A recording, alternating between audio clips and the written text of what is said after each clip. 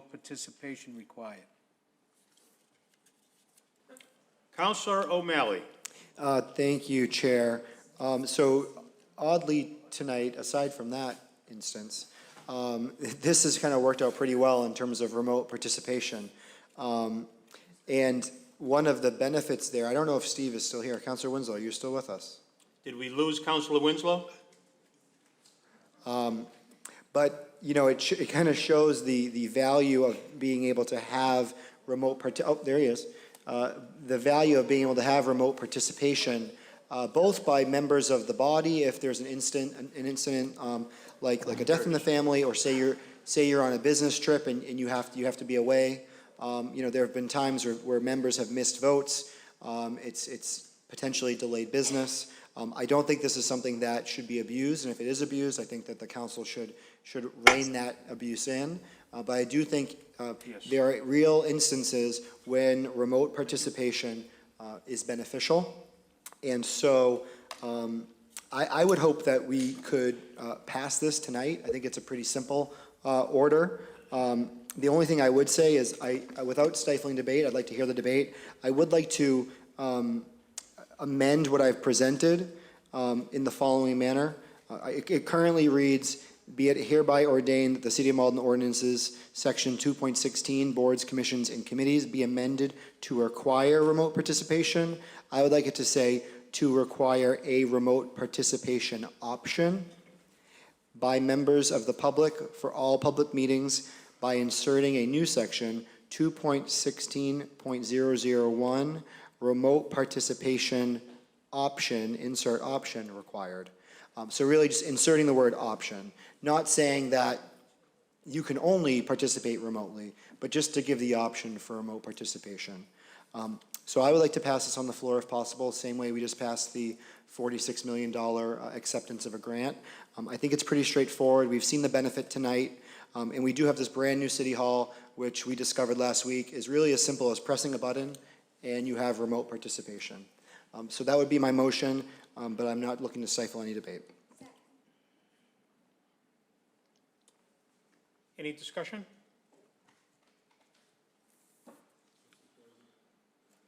Councilor Crowe. Thank you, Mr. President. Well, I agree with the having these. I really do think it needs to go to ordinance. That some of these things that, you know, have our city solicitor look at it. Is it in conflict with any of the open meeting law, you know, rules and regulations? So I do think, I mean, we do have another week. If it's as straightforward as you say, then it should be pretty easily done next week. So I wouldn't be in favor of passing these on the floor. Councilor Condon. Yes, thank you, Mr. President. This involves committee meetings. So as you know, our committee meetings overlap each other. So a lot of times they're scheduled, you may have 2 meetings at 5:30. So how do you accomplish that in this scenario? It just seems like it could become very complicated. And I'm not sure what you want the public to participate in our committee meetings? Is that what you're asking? Or, you know, and councils that can't make it? Because usually we report out the committee report to the council, and then we have people speak on the issue. So I'm just not sure what your intent is. We're going to let Councilor Murphy chime in. Thank you, Mr. President. In theory, I agree with this. Okay, I totally do. I do think, you know, as Councilor Crowe usually says, the devil's in the details. And I think there are some details that we do need to work out with this. I know this evening I happened to run into a gentleman who was going to the MRA board meeting. I believe it was a board meeting he was going to. And also there was someone from the liquor board here. So I think there's multiple meetings that go on at times, not just our own committee meetings. So I do think we need to take a pause and just talk about how this will all work. I also think we need to take a pause and talk about how public comment's going to work, because it doesn't seem fair that people who can get letters in ahead of time can take up all of those 15 spaces, but the people who actually come here to the meeting might not be able to speak. So I think there's some things that, where things are changing, we need to go back and just address as to how we're going to, when we come back in September, we're going to operate. And I think the summer will give us that time to do that, to be able to speak with legal about the open meeting law complaints. If that would be affected. And also, I believe Governor Baker's orders on remote meeting got extended for a year. But, does that play into this at all, what happens at the end of the year? So I'm fully in support. I've found it very helpful to be able to hear from people who can't get to a meeting. So I don't want to stop that, but I think we need to do it in an organized fashion. And I'd like it to be referred to a committee so that we can have that discussion and do it correctly. Thank you, Councilor. I don't see any other lights. Councilor O'Malley for the second time. Yeah, just to respond to some of the questions. So I would be willing to refer it to ordinance if the chair of ordinance would commit to having a meeting on it next week prior to our city council meeting. It's the last one before we recess for the summer. And I do think that, it's beneficial to get this resolved. While we don't meet in the summer, other bodies do. So I think it could be helpful. So I would be willing to send it to the Rules and Ordinance Committee per the commitment by the chair to hold that meeting next week before the city council meeting. In terms of Councilor Condon's question, it would be allowing the public to participate in terms of like how we have it right now. So we have, let's say, maybe like 15 to 20 people in the audience right now, and we have 19 attendees right now through Zoom. If we were to say no to that, you're talking about half the participation being allowed. And, it's not necessarily allowing them to make comments at a committee meeting, but it's allowing them to at least watch the committee meeting and to know what's going on. And there are a lot of residents in our community that, may not be able to get out of the house, after a certain hour, because maybe they have home health care attendants who help take care of them. And, at a certain point, they're put in for the night and they're not necessarily able to leave their bed. Or you have families that are juggling multiple jobs and cooking for their kids, and the way they attend meetings is they put their camera or they put their phone up at the stove while they're cooking. It's just about participation. And I think after 15 months of remote participation, to go cold turkey and no longer allow that, I think it was a shock to a lot of people. And I think it goes backwards when we should be really moving forward, and we made a lot of great progress. So I am willing to talk about it in ordinance, and I would support that motion to refer to ordinance with the commitment that we could talk about it next week. Thank you. Councilor Spatafora. Yeah, I just echo the comments of the fellow council. I don't think anybody here is certainly against it. I think the devil is in the details. I think it's not even in government, it's the way business and commerce is going to be conducted going forward, but it's a little bit different with government. You have to make sure that we do have accessibility, but also some rules and guidance. I find it funny that Washington, D.C. doesn't allow remote participation, but most cities and towns are now taking it up. So I think the fight should be at D.C., not just here. They don't allow any remote participation. So I always find that comical to some degree. Just like the Commonwealth of Massachusetts doesn't allow open meeting violations because they're not required to have that. So if the delegation's listening, maybe they should be eating some of their own medicine, because that's what kind of bothers me is we do it at the local level, but it's not done at the federal or state level, some of the rules that we go through. I will commit to the ordinance meeting. Councilor Winslow does have a paper that is going to be on the docket as well. He's been waiting patiently. And I will commit publicly, I'm not going anywhere in July. I will call the ordinance committee meeting in July until we get the paper ready. And just like every other ordinance paper that Councilor O'Malley has certainly brought to our attention, I do want legal review before we do send it out to full council, because I think it is good. It's a good habit we've been doing is before an ordinance is passed that we got to go to legal, and we get the review from them, and then we float it out to the full council. So I will commit next week. Councilor Winslow's paper is there as well, and then if we can't get it done next week, I will commit in July to have another meeting. I don't have any plans this summer, so I have no problem coming down to the city hall to get this done. Thank you, Mr. President. Thank you, Councilor. Councilor Sika. Thank you, Council President. I am in full support of this paper also. I just have a couple of questions. I'm not really sure I'm looking to rush this into ordinance, because how are we doing this meeting tonight? Are we violating our own rules by having it both? And does this particular meeting fall under the guidelines that the governor has extended till the end of the year? So I don't think this is something that technically really needs to be rushed. If we were allowed to set up this evening this way, we should be able to till the end of the year.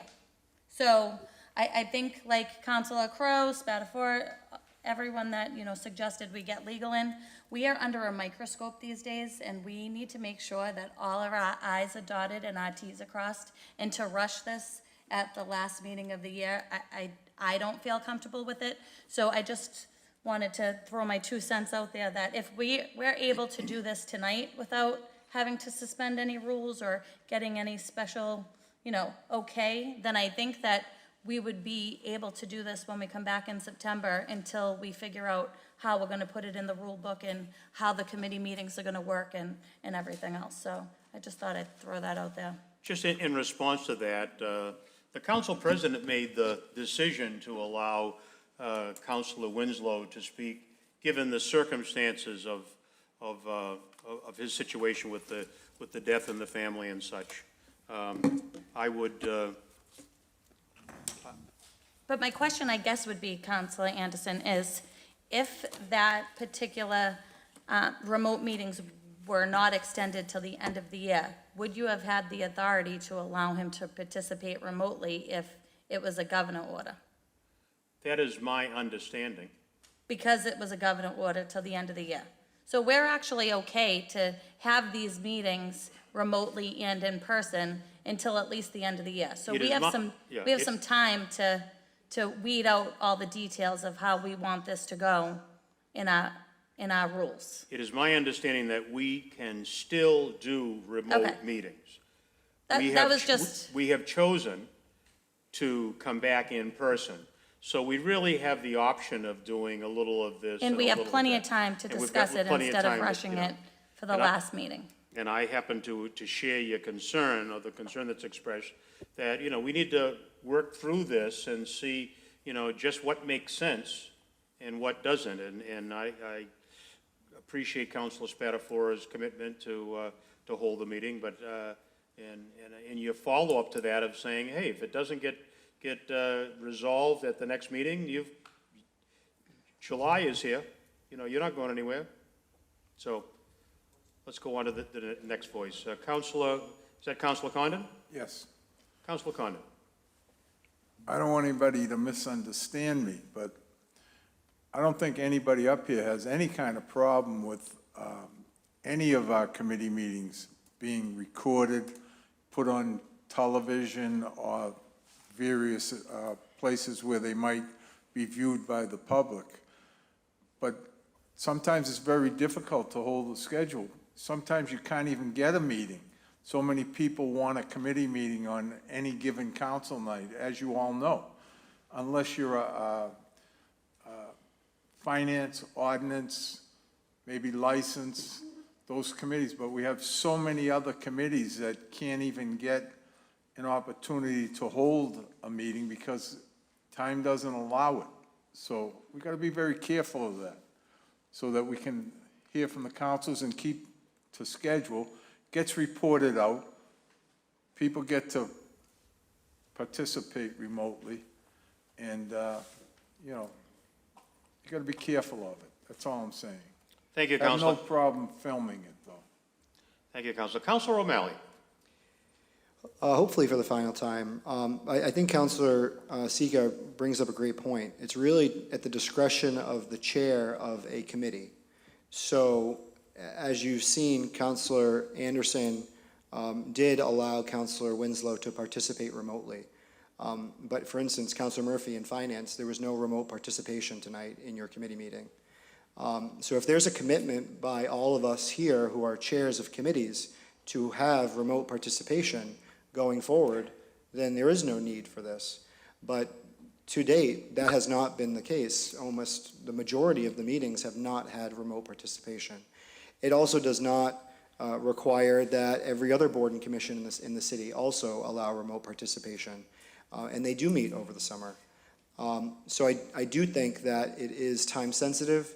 I do not think that the governor's orders, which were, or which the legislature's orders that were then approved by the governor, I don't think that they require this. I do think it would be beneficial to pass this tonight. I don't think it's that complicated. You know, we can always, you know, usually what we do for an ordinance is we enroll it and then we ordain it. It would give us a week. It would give legal a week to review it. So I would move the question, which was to amend and enroll. Thank you. Thank you, Counselor. We have another light. Let's see. That was Counselor Kamel. Yeah, thank you. Just through the chair, I'd like to just ask Councilor O'Malley, you just made a comment which I wanted to follow up on.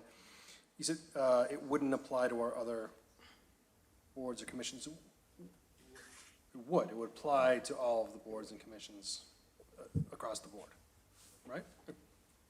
No pun intended, but okay, thank you. Councilor Winslow, I raised my hand, so. Did you want to chime in there, Counselor Winslow? Is your hand up for that? Yeah, I do.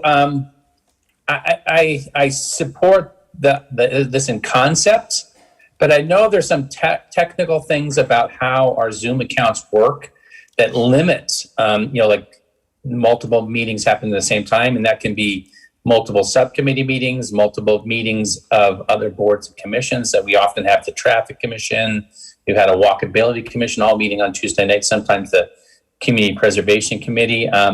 So that's what I would like to have some time to understand the technical issues in that type of thing. I'm supportive of the idea. And I mean, to the extent we can take advantage of the governor's order, that would be fine. Yeah, I want to know that technically we can do it, not so much, I want to make sure that we're not ahead of what we can technically achieve, but, make sure we're in sync there and that we make sure that we can do this without hampering all the boards and commissions, many are volunteers that work hard and that type of thing. So I would be supportive of referring it to rules and ordinance, and I will be around most of the summer as well, and be willing to work on this expeditiously, so we can get it in as soon as we can practically do that. Thanks. Thank you, Counselor Winslow. From the chair, let me just say that there's a lot of moving parts here, that there's a lot that needs to be considered before, in my estimation, before we pass something like this evening. The question of the technical capability of City Hall to be able to have all these meetings going on, the idea of our subcommittees.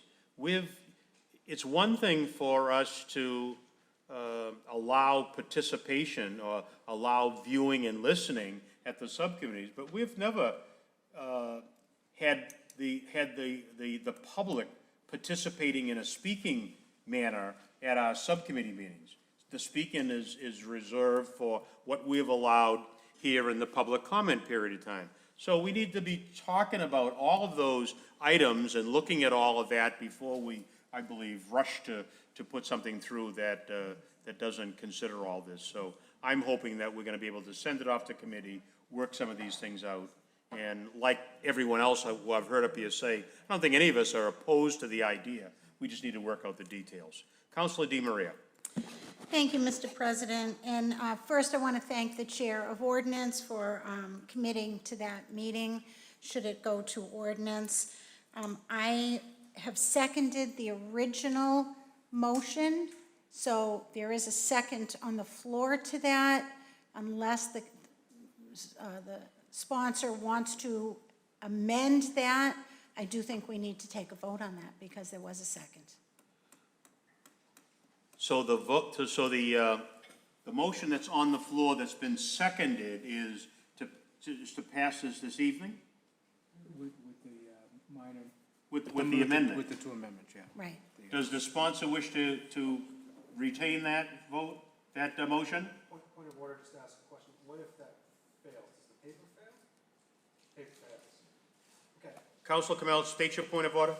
Yeah, so the point of order is, if that vote is taken and it fails to pass after that vote is taken, that means, I believe that means the paper fails. That's And correct. I think the city clerk has Can't acknowledged be it, brought so up for 6 months, right?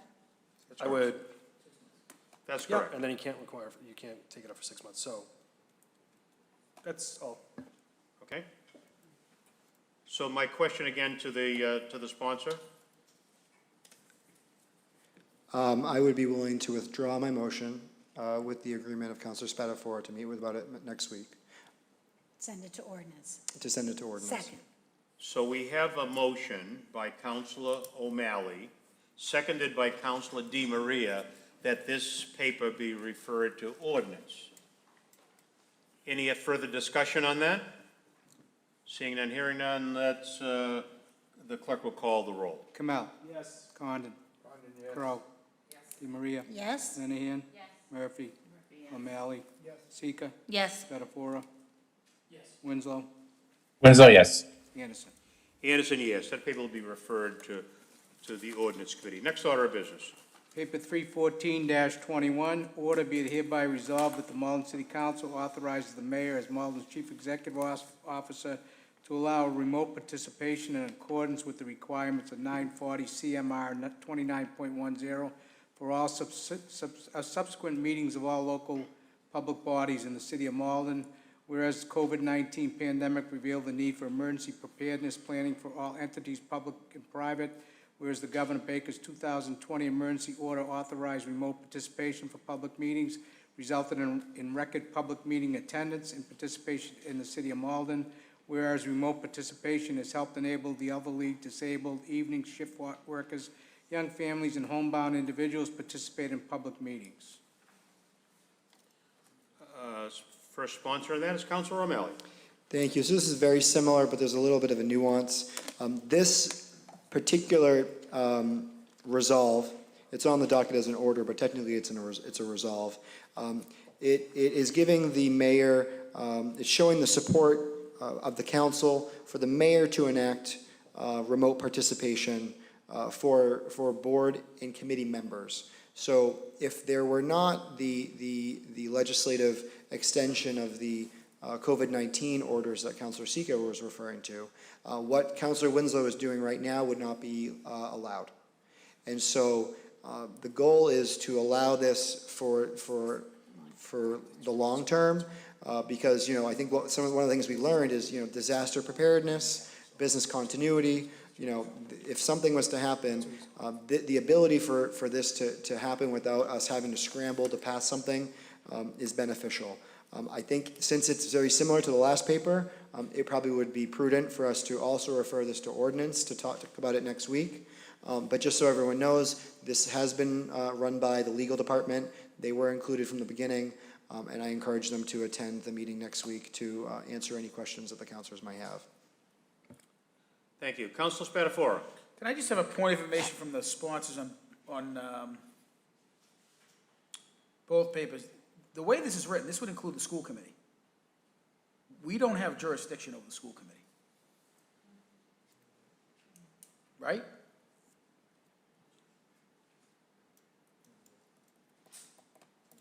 We do not have jurisdiction over the school committee, The Councilman. mayor does. The mayor does. Yeah, but I don't But think, this is this given has the to mayor. probably be, I don't think we can include the school committee in these papers. Yeah, I think, I'm just saying, I think we gotta have, I think the school committee has its own body. I would question that. Just, I'm not against it, I just wanna, I think, it'd be fair to the school committee, I would not order the school committee to do something like we wouldn't expect them to order us to do something, so I would just have legal review these under certain circumstances, so. But that's the intent, right, for the sponsors, that this would be all bodies and commissions, including the school committee?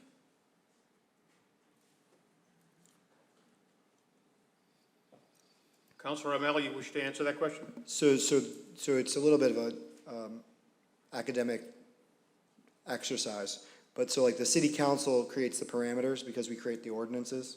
And so we're not specifically ordering the school committee, but we're creating the rules in which the school committee operates. The same way we set the number of school committee members, the same way we set the salary for the school committee, and things like that.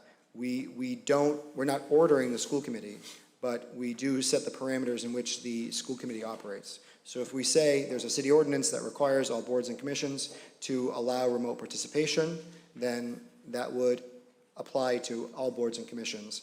But again, as Councilor Lenahan indicated, this is actually an action by the mayor, and the mayor is the chair of the school committee. No, that's fair. And I would just say that I would hope that the school committee members, the president of the school committee, including some of the members, would just be part of the I just don't want to force something on them and they're not prepared like every other body. So that's the only reason why I just question that on that ability for us to do so. But that's fine. I completely understand. Thank you, Mr. President. Thank you, Counselor. I don't see any other lights. Do we have a motion here? Second. What was the motion? To refer to ordinance. On the motion to refer to ordinance, seconded by Me. Counselor. It's a resolve. Well, it's listed as an order, though. You should table it until we discuss the issue that's in order. Resolves usually don't get referred to committee. No, it's a resolve. The will of what committee? I would recommend that we just table it until but do we have a motion to table? Second. We have a motion to table by Counselor O'Malley, seconded by Counselor DiMaria. The clerk will call the roll. Kamel. Condon. Crowe. DiMaria. Yes. Linehan. Murphy. O'Malley. Sika. Spatafora. Yes. Winslow. Winslow, yes. Anderson. Anderson, yes. That motion, that paper is tabled. Next order of business. Paper 315-21, order that the appropriation enumerated below, being in the amount of $124,596, be appropriated from the Community Preservation Act Fund for the following project: Converse Memorial Building Archives Phase 2, total appropriation $124,596, and that's it. And I do have a letter from the mayor on this. Why don't you read that letter from the mayor before we turn it over to the sponsor?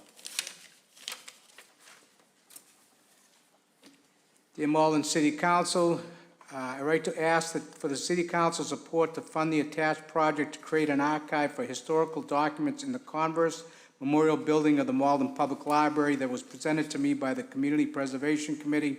In reaching their recommendation, the CPC found that the project meets eligibility requirements and aligns with the priorities stated in Malden's Community Preservation Plan. This project was also the subject of a public hearing on the CPC held on June 9, 2021.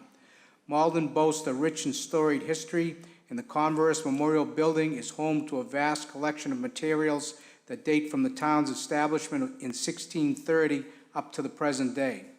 The building includes archive storage as well as sections for rare books, art, and all the collections of the Malden Historical Society. More recently, the library received a substantial amount of new material from City Hall after the move from 200 Pleasant Street, the Masonic Temple, and the First Church.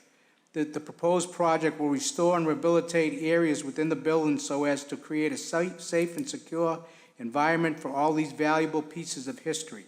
This is for Phase 2 of the project and specifically involves the purchase and installation of mobile shelving. Again, I fully support this request, and I believe that it perfectly aligns with the Malden's motto, strong past, proud future. It will help preserve our city's history so that future generations can enjoy and learn from it. I'm attaching the CPC's funding recommendation, and please let me know if you have any questions. Thank you for your consideration. Sincerely, Gary Christensen, Mayor of Malden. Thank you. Councilor Murphy. Thank you, Mr. President.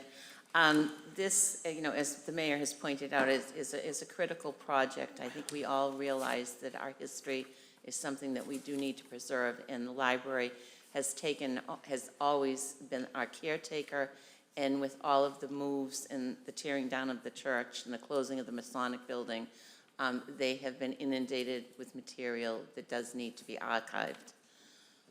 Here we are, as we were last week with the Wallace Wall, at the end of June. And I would really, we can send this to finance if that is the will of the council. But I did ask Doris St. Martin to be here and be present this evening. Should the council feel that this is something that we could deliberate this evening and pass this evening. I know Doris St. Martin would like to see this work start this summer so that she can make sure that all of this material is safely housed. So, if the council president is open to hearing comments from the councilors, I would appreciate that. And then if the comments are all positive, I would make a motion to suspend docket rules to pass this on the floor tonight. And as I said, if anyone would like to hear from Ms. St. Martin's, she is here and would be willing to speak on the topic to give us more detail. Thank you, Councilor Murphy. I was going to suggest that Ms. St. Martin come and speak before us. Dora, would you please, for the record, your name and address, please? Malden Public Library, 36 Salem Street, and the Converse Memorial Building, for the record. I just wanted to thank everyone for allowing me to speak. We lost so much time with COVID that I hate to, again, we want to move this project. These materials are in the basement, unprotected. They came from City Hall and many other buildings in the city, and we want to get them in a climate-controlled, good environment as quickly as we can. Thank you. Thank you. I see a couple of lights. Councilor O'Malley, you're the first. I would second Councilor Murphy's motion to suspend docket rules and to just approve this tonight.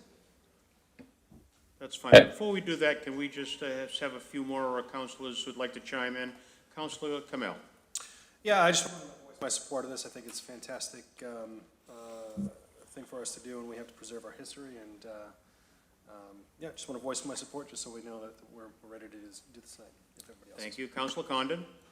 Thank you, Mr. President. I'd like to say it's certainly a worthwhile project, and we should be able to move that through this council this evening. Councilor Di Maria. Thank you, Mr. President, and thank you, Dora, for coming in front of us tonight. I am definitely in support of this. I'm just wondering, can you just give us a little bit of how this project is going to move forward? Certainly. I'm sorry, Dora. Looking for green. Let's try again. Would you start at the top? Why do we keep losing that mic? Don't touch a thing. He touched it. I'm control. I'm the control freak. Sorry about that. That's okay. The second phase 2 is for the mobile condensed shelving. So what that is so you don't know, it's an amazing thing. It basically allows us to put in twice as much shelving in the same footprint. You've seen it probably at medical facilities. And so basically these are these mobile shelving that will move along these tracks. So what this will allow us to do is put the tracks in and the shelving in and get the mobile shelving, and that's phase 2. And it's really, it's again going to be an incredibly large amount of space than we have right now. Thank you. Thank you. Dora, we're all so proud of what you do over there at the library that I think you got a full house here tonight of support. Councilor Spadafora. Thank you, Mr. President. I appreciate it, and I would not be trying to get anything out of the library now that you've controlled Dora's mic. I'm sure there's going to be some late notices given. I just want to echo my support. I think this is just another example of the hard work a lot of the councils up here did for the CPA. And now we're starting to see the fruits of the labor when that money's coming in, whether it be parks or preservation or housing. So it's really good to see that. And I think for the general public, we usually send this to finance. There's some debate, but I don't think there's been a paper. I don't want to say it until I think about it. I don't think there's been a paper from the CPC committee that's come forward and we've denied. And that's why, which a lot of us are trying to get this done before the summer because a lot of these projects are well underway. And I just think for the council I think there might be a couple of papers coming in next week for a couple other projects. Not only the summer delay would hurt them, I just think what's going on in the world right now with inflation and supply, especially park programs and things like that, is literally days count in terms of dollars. So that's, I think, the push for a lot of the people and private citizens mostly out there who are doing the work for the CPC, and in this case, you work for the library. So 100% support, not only just suspend the rules, but voting this on the floor. Thank you. Thank you, Counselor. Counselor Lenahan. Thank you, Mr. President, and thank you, Dora, for coming in. This sounds like an extremely worthwhile project and definitely understand the need to get going on it ASAP. I just wondered, well, I guess two things. Would love to have you back in the fall and maybe hear about how it's going and get a little bit of a progress report on it. But I also wondered if you could briefly talk about how the public or researchers, if applicable, could access it once it's done. Yeah, this is, again, a climate-controlled area in the lower part of the library. Yeah. So what will happen is the Historical Society and others have been boxing and putting things as much as they can, but there's nowhere space left to put these boxes. So what will happen is you'll come into the local history room, you'll ask for the material, and we'll bring it up to you in the Converse building. And it will be better organized and easily accessible because of that. On occasion, there are large-scale research projects, i.e. we recently had one with the assessor's office looking for material. Then those people we actually have created in the space a small workroom so that people could spend some amount of time if they have to with the materials. That's great, thank you. I'm looking forward to hearing more about it down the line. So it's... Yep. Counselor Anderson, this is Counselor Winslow. I had a question. Oh, I'm sorry, Counselor Winslow. There you are. Yeah, no, I'm definitely supportive of the project. I just had a question. I don't know if the financial team is there, Chuck Ranigan or Dan Grover there. I just had a question. It's saying this is coming out of the general reserve. And I mean, I know the Community Preservation Act sets up like an historic reserve, a parks reserve, a housing reserve, and then a general reserve. So I just wanted to understand a little bit about, does general reserve means this is, I was wondering why it's not coming out of historic reserve, or we spend down the historic reserve, or if Councilor Murphy knows that. I see Mr. Ranigan in the audience. Chuck, would you please come forward? Did you hear the question? I did. So the general reserve, Councilor Winslow, is just what you just indicated. It's the CPA has the 10% open space reserve, 10% historical preservation, 10% housing, and then everything else goes into the general reserve. So that's where this $100 and some odd thousand is being proposed to come from. The CPA committee voted to take it from that pot as opposed to the historical preservation 10% reserve. Okay, is there still money in the historic preservation reserve, or is this just curious? I'm not sure off the top of my head, Councilor Winslow. I know a couple of years ago we did have a project, maybe one of the library projects that was funded through that historical reserve. I believe the yearly appropriation for CPA is about $927,000, so the 10% would be about $90,000 a year. Okay. So, all right, so we may be maxing out there. I just curious on that front. It was interesting for you. I just was. All right. No, I'm very supportive of this, and let's go ahead. Thanks. Great. Okay, I don't see any further requests. Mr.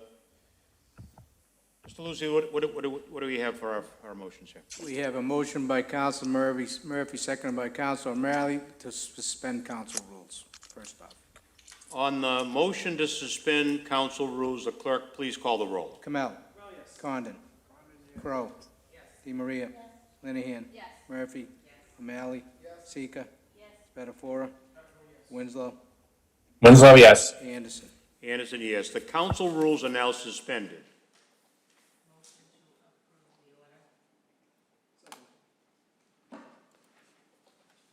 Would you restate that motion, Councilor Murphy? Motion to approve the order to appropriate $124,596.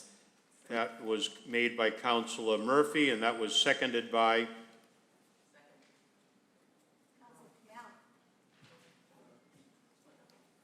I think I heard Council Kamel. So, councilors, we have microphones and we have buttons, so if you're going to make a second, I'd like you to see you push your button. Who's going to do it? Councilor Crowe is second. All righty, there we go. Second. Clerk will call the roll. Kamel. Yes. Condon. Crow. Yes. DeMaria. Yes. Linehan. Yes. Murphy? O'Malley? Sika? Spatafora? Winslow? Winslow, yes. Anderson? Anderson, yes. That's been approved. Okay. Next order of business. Thank you very much. Thank you, Dora. Thank Please you all for come all for that you free do. ice cream at the kickoff. And we see members of the trustees that are here. Would you please stand so we can acknowledge your presence, please?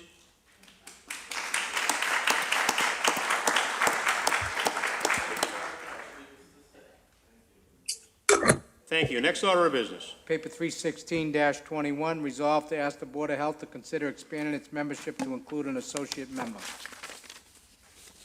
Councilor Crowe. President, thank you, Mr. President. This is really offered on behalf of the entire Personnel and Appointments Committee, not just me, so we'll add those names. As we know, the Board of Health membership is members of 3, and as last week, as you'll see later in the docket, that we had interviews to fill a couple of seats, and we really realized that we have, as we've seen throughout the year and for a couple of years, really some outstanding people who have stepped up and could bring a lot to different boards and commissions. And so we couldn't really, we had looked into the possibility of expanding the Board of Health, and we realized that we really couldn't do that, so we just wanted to put a resolve there to ask the Board of Health to kind of consider that and look into expanding their membership to add at least an associate, if not associate members, as we do with the Planning Board and the Board of Appeals. So on Councilor Crowe's resolve, do we have a seconder for that? Yeah. Councilor Anderson. Sika. Well, Councilor Winslow did a lot of work on this, so. Yeah, so I'd like to be added as a co-sponsor as well. I thought, I was very impressed by all the candidates, and having more people participate will make our Board of Health, I think, a reflective of more of the community. And so that's I want to make sure that I want to be mentioned as a co-sponsor. Thanks. Thank you, Councilor. Councilor Sika? I was just gonna second, you said we had to hit our lights. Okay. Okay. You were quick with the button, that's what it was. So we have a motion and a second. Clerk will call the roll. Kamel? Condon? Crowe? Yes. DeMaria? Linehan? Murphy?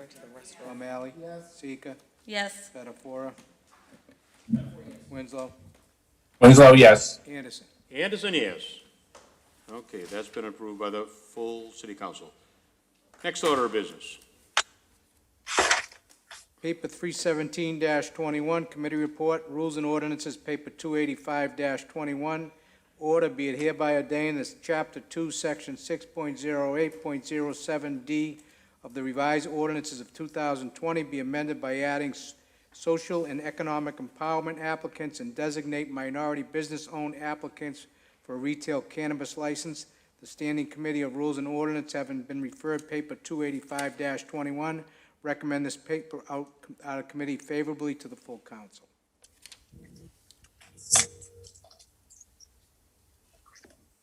From Rules and Ordinance, Councilor Spatafora. Thank you, Mr. President. We met last week. This was one of many of the suggestions that the Cannabis Commission did send or plan on sending us to us. They wanted to take this one up because they wanted to better define the social and economic empowerment by having the ability to have a residential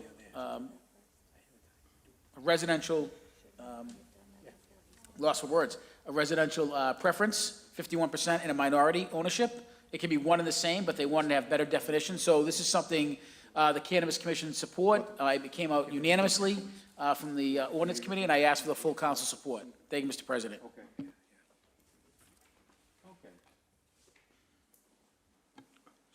So the first thing we're going to do is we're going to vote on receiving the committee report that is made by Councilor Spatafora. On the motion by Councilor Spatafora to receive the committee report, clerk will call the roll. Kamel? Condon? Crowe? DeMaria? Linehan? Murphy? O'Malley? Sika? Spatafora? Yes. Winslow? Winslow, yes. Anderson? Anderson, yes. So yes, we have received the committee report, and Councilor Spatafora has just given us the report. No, you have to, that's cool.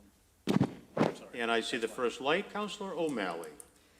I am in support of this. I think as Councilor Spatafora said, it came out unanimous. The only thing that I would suggest, if possible, we do is amend it very, very minorly, so that it says at least one. So we would be designating at least one of these. So say if there are, more diverse candidates, more economic empowerment applicants, this would give the committee the opportunity to give more than one of these licenses to an economic empowerment. I think our community here, because the risk that we see is that, say, one of the licenses goes to a Malden resident, and then, what happens if there's another great applicant that is, a diverse candidate?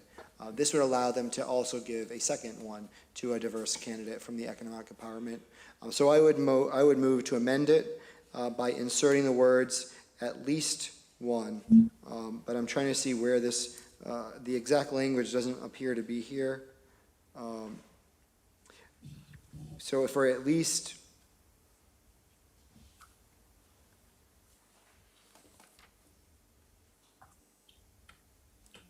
so insert at least one between 4 and A. So it would read,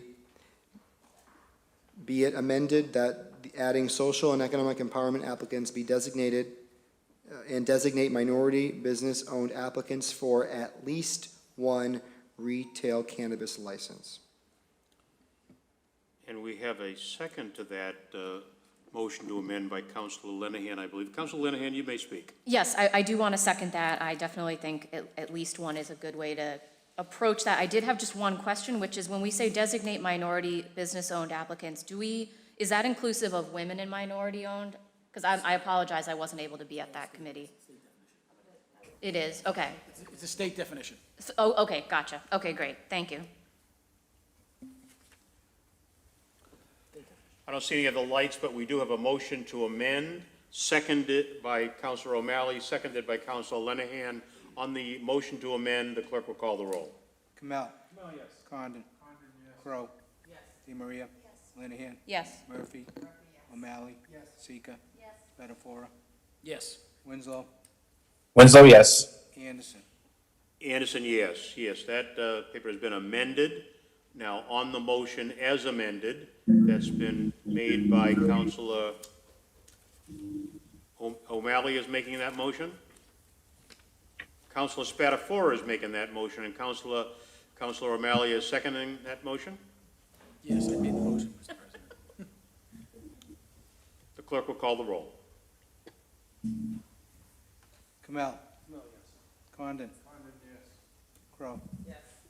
DeMaria. Yes. Linehan. Yes. Murphy. Murphy, yes. O'Malley. Yes. Sika. Yes. Spatafora. Yes. Winslow. Winslow, yes. Anderson. Anderson, yes. Passed by the full city council. Next order of business.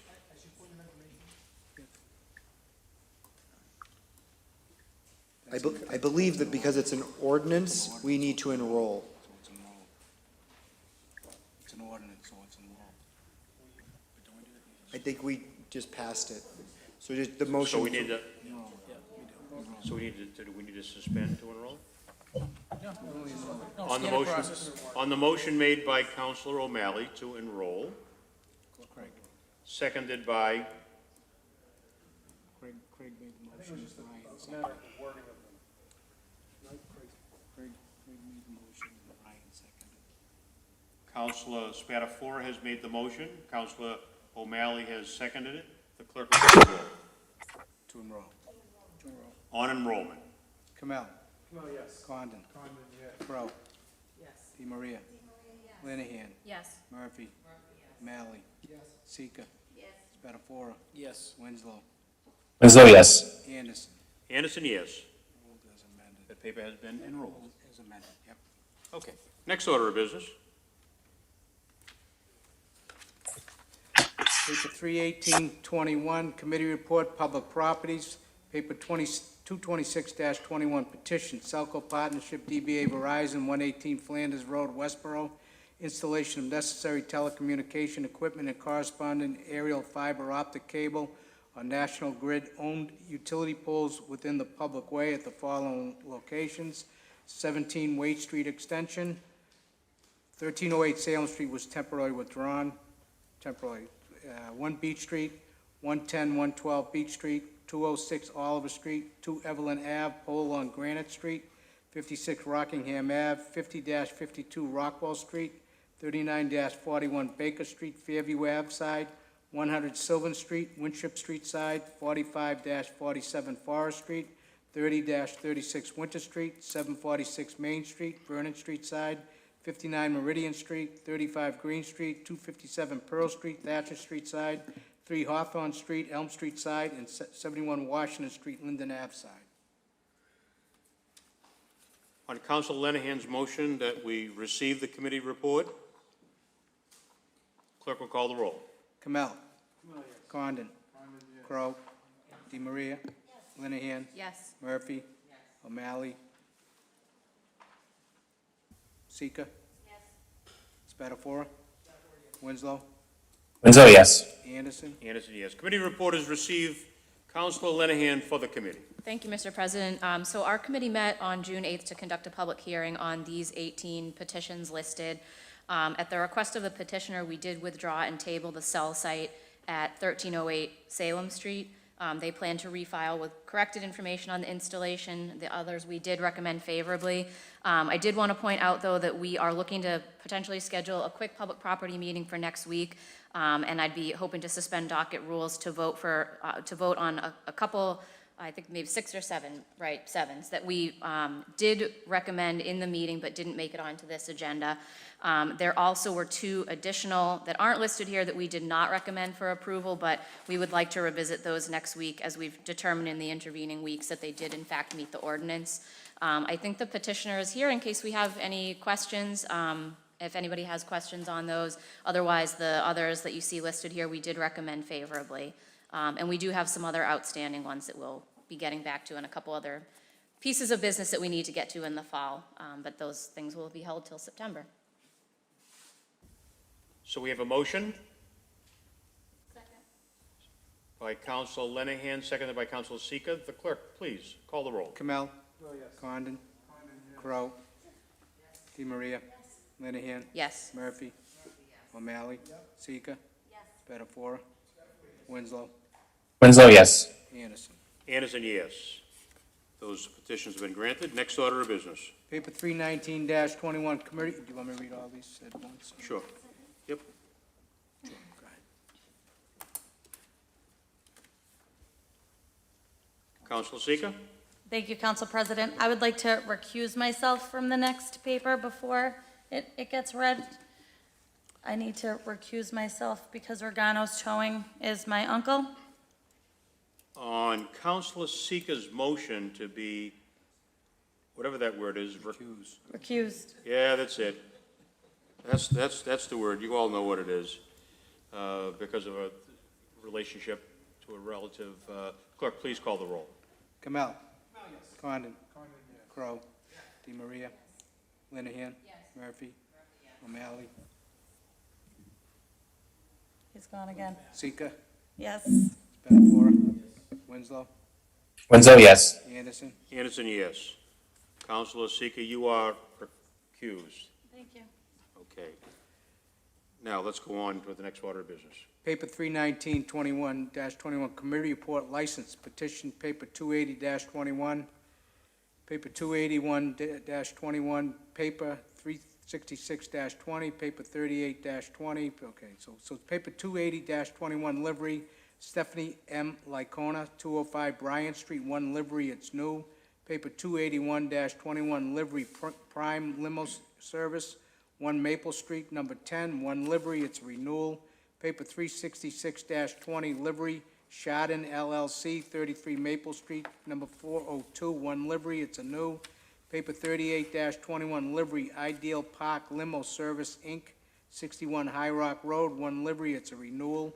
Paper 227-21 outdoor parking, Regano's, 1081 Fellsway, 20 cars, it's a renewal.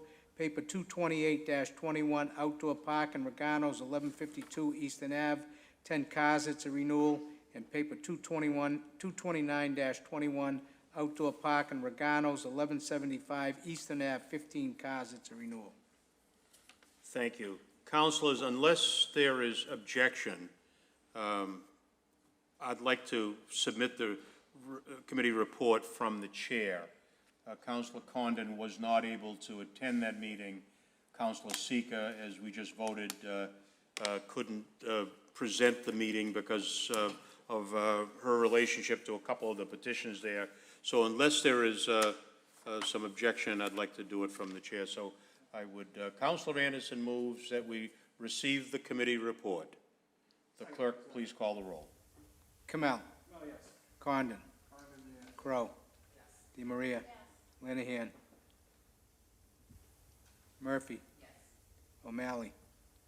Sika. Spatafora. Winslow. Winslow, yes. Anderson. Anderson, yes. So the committee report is received. The committee, the licenses have been read. I will report that at last week, we reviewed each of these petitions for license. We had our reports that came in from our compliance inspectors. All of the criteria has been met. There was no disagreement. As a matter of fact, they were all voted out favorably. So I would ask the council to vote in unison all of these licenses favorably, please. So a motion by Councilor Anderson, seconded by Councilor Murphy. The clerk, please call the roll. Kamel. Condon. Crow. DeMaria. Linehan. Murphy. O'Malley. Sika. Spatafora. Winslow. Winslow, yes. Anderson. Anderson, yes. So those licenses have been granted. Next order of business. Paper 320-21, Committee Report Rules and Ordinances, Paper 232-21, Order be it ordained, Section 12 of the Revised Ordinances of 2020 be amended by adding Section 12.12.200 entitled Inclusionary Zoning. Councilor Spatafora moves that we receive the committee report.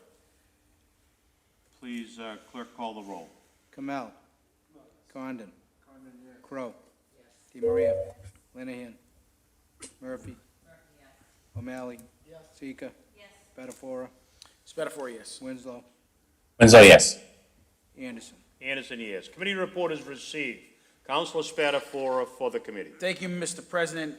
Again, last week, the Rules and Orders Committee met to discuss, for the second time, the inclusionary zoning, which is something that the city's been talking about for a long time, and with the help of the committee that was established with myself and Council Winslow and Michelle Romero, the city planner, Evans Petrini from the MRA, Debbie Burke from the MRA, as well as Maria Louise.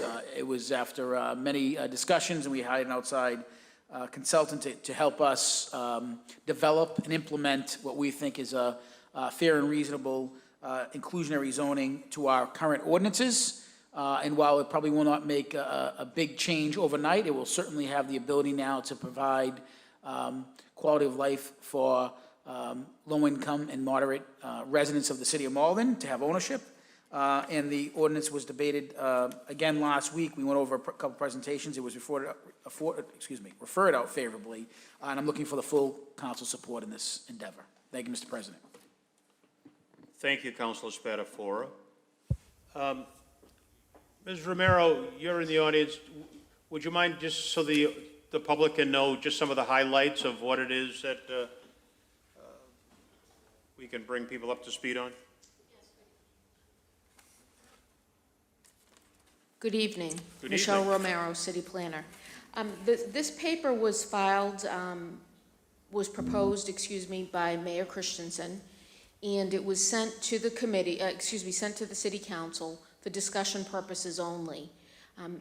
In case the council at the ordinance committee or full council wanted to make any changes or amendments to the paper. So it followed a little different process. So that's where it is. It was discussed by the committee, as Council Spatafora said. and the committee believed, I don't believe you made any amendments or proposed any amendments to it. So my understanding is what would need to happen now is the city council has to sponsor the official filing of the paper. It's received in by the city council.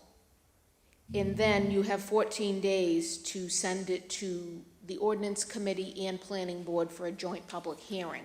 So procedurally, that's where it stands now.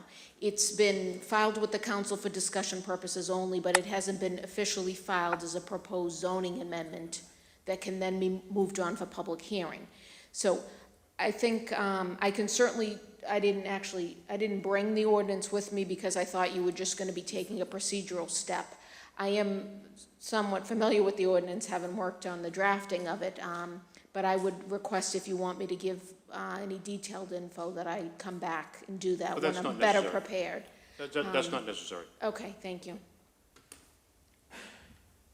I see another hand lit. Councilor O'Malley. So if I'm understanding correctly, I would move that we propose this ordinance on next week's docket to be resubmitted. I'm sure that Councilor Spatafora would like to be a sponsor. I would like to be a sponsor. I think we had discussed the entire ordinance committee would be a sponsor, probably the whole council. And that would allow us to then refer it to a joint planning board and ordinance hearing, which would kickstart this process. The reason why this didn't happen is it was referred to ordinance. It was not referred to a hearing within the 14-day window that it's required. So that is why we have to resubmit this. Is that correct, Michelle? Yes, and I know the mayor wanted to give you the opportunity to thoroughly review it, digest it, make any substantive changes if necessary, because of course you won't be able to do that once it goes for hearing. And by refiling it, I'll just note, that way the public is put on notice that it's coming in as a zoning proposal. The paper will be docketed and, viewable to the public, and then will be sent for hearing. Thank you. So my motion would be that we place this on next week's docket to be referred to the ordinance and planning board joint hearing. Do you need a motion for that? Yep. Yeah, we do. So we have that motion, seconded by Councilor Spatafora. Clerk will call the roll. Kamel.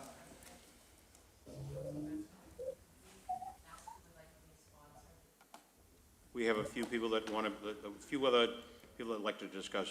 Councilor DiMaria, I think, was the first. Yes, thank you, Mr. President. My only question to the sponsor is that going to kickstart the time clock?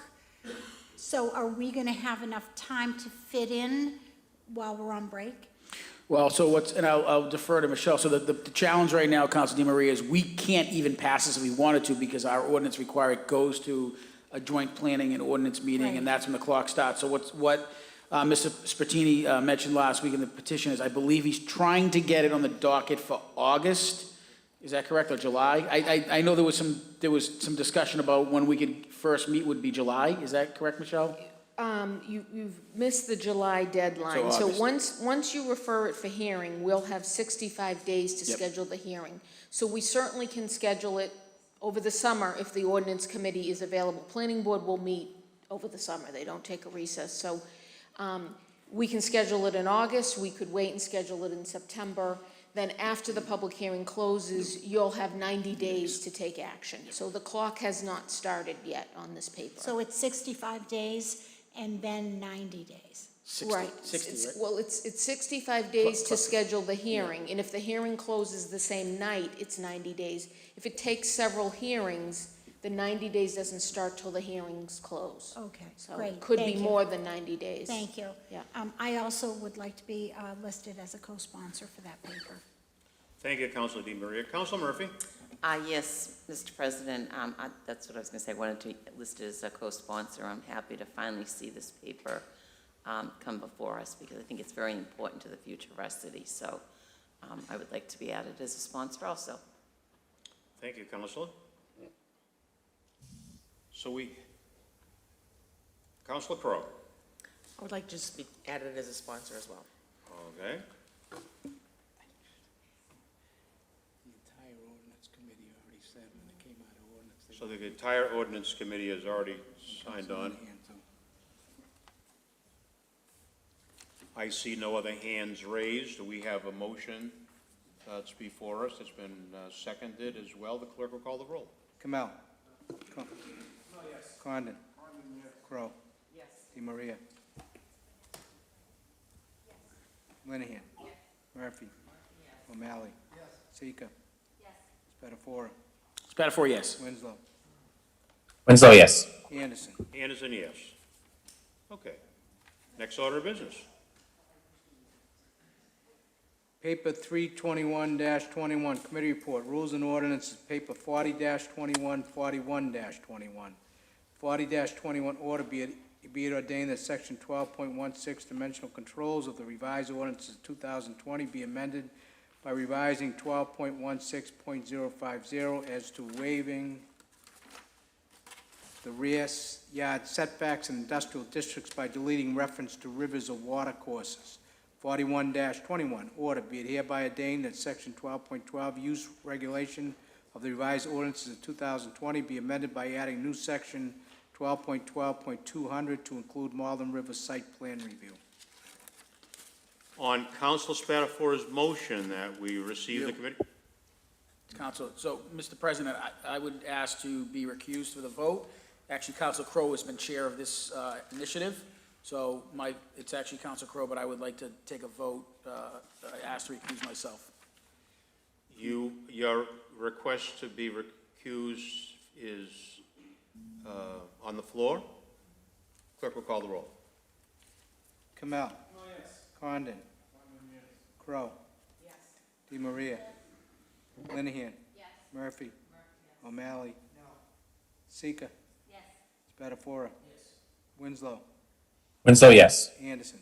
Anderson, yes. Okay, Councilor Spatafora.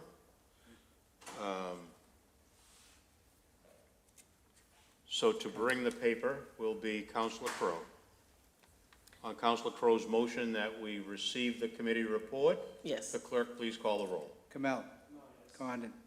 Crowe. Yes. DeMaria. Linehan. Murphy. O'Malley. Sika. Spatafora. Winslow. Winslow, yes. Anderson. Anderson, yes. Councilor Crowe for the committee. Thank you, Mr. President. So there really are, although it's under one order, there are kind of two papers. So 40-2021 is a revised section 12.16.050.A, and it's the waiver for the rear yard setbacks in industrial districts.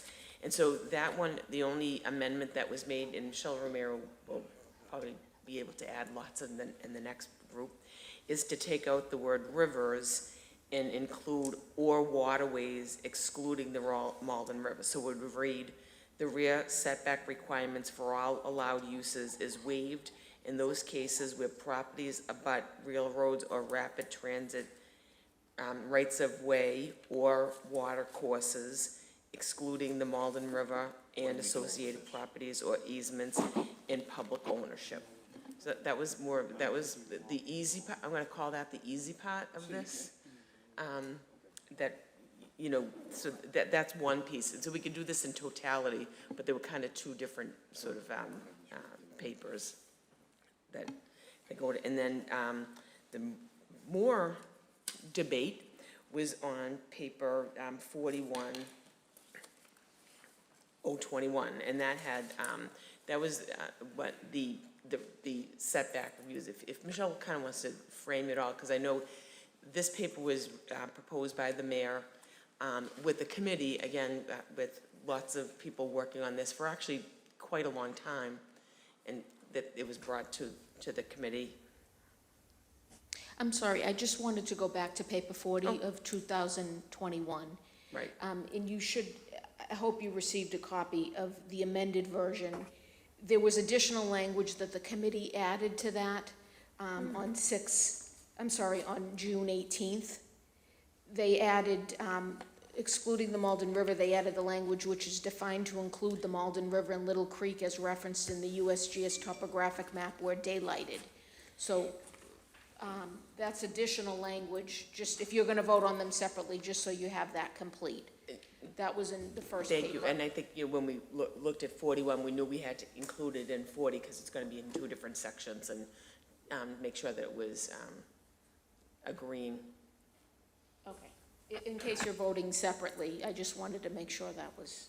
Right now, it's under one paper under here. Okay, So, thank you. but that's the other piece.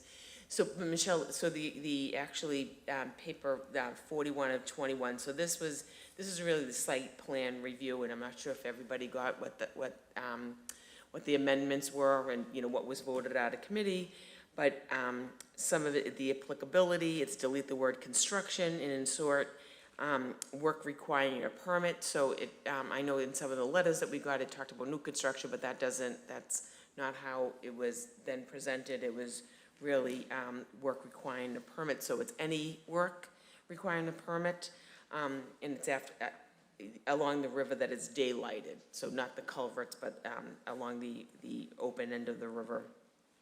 So there are a lot more, and as you see, the work that is permitted needs to be 5% of anything above 5% of the assessed value of the property.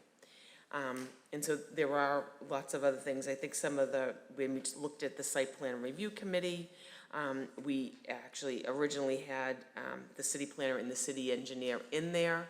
On the site plan review committee, we had made that change that they would give opinion and some support to that, but we would include 2 Malden residents on the site plan review committee, and again, someone I think from the Concom had put their name in that, to be included in that.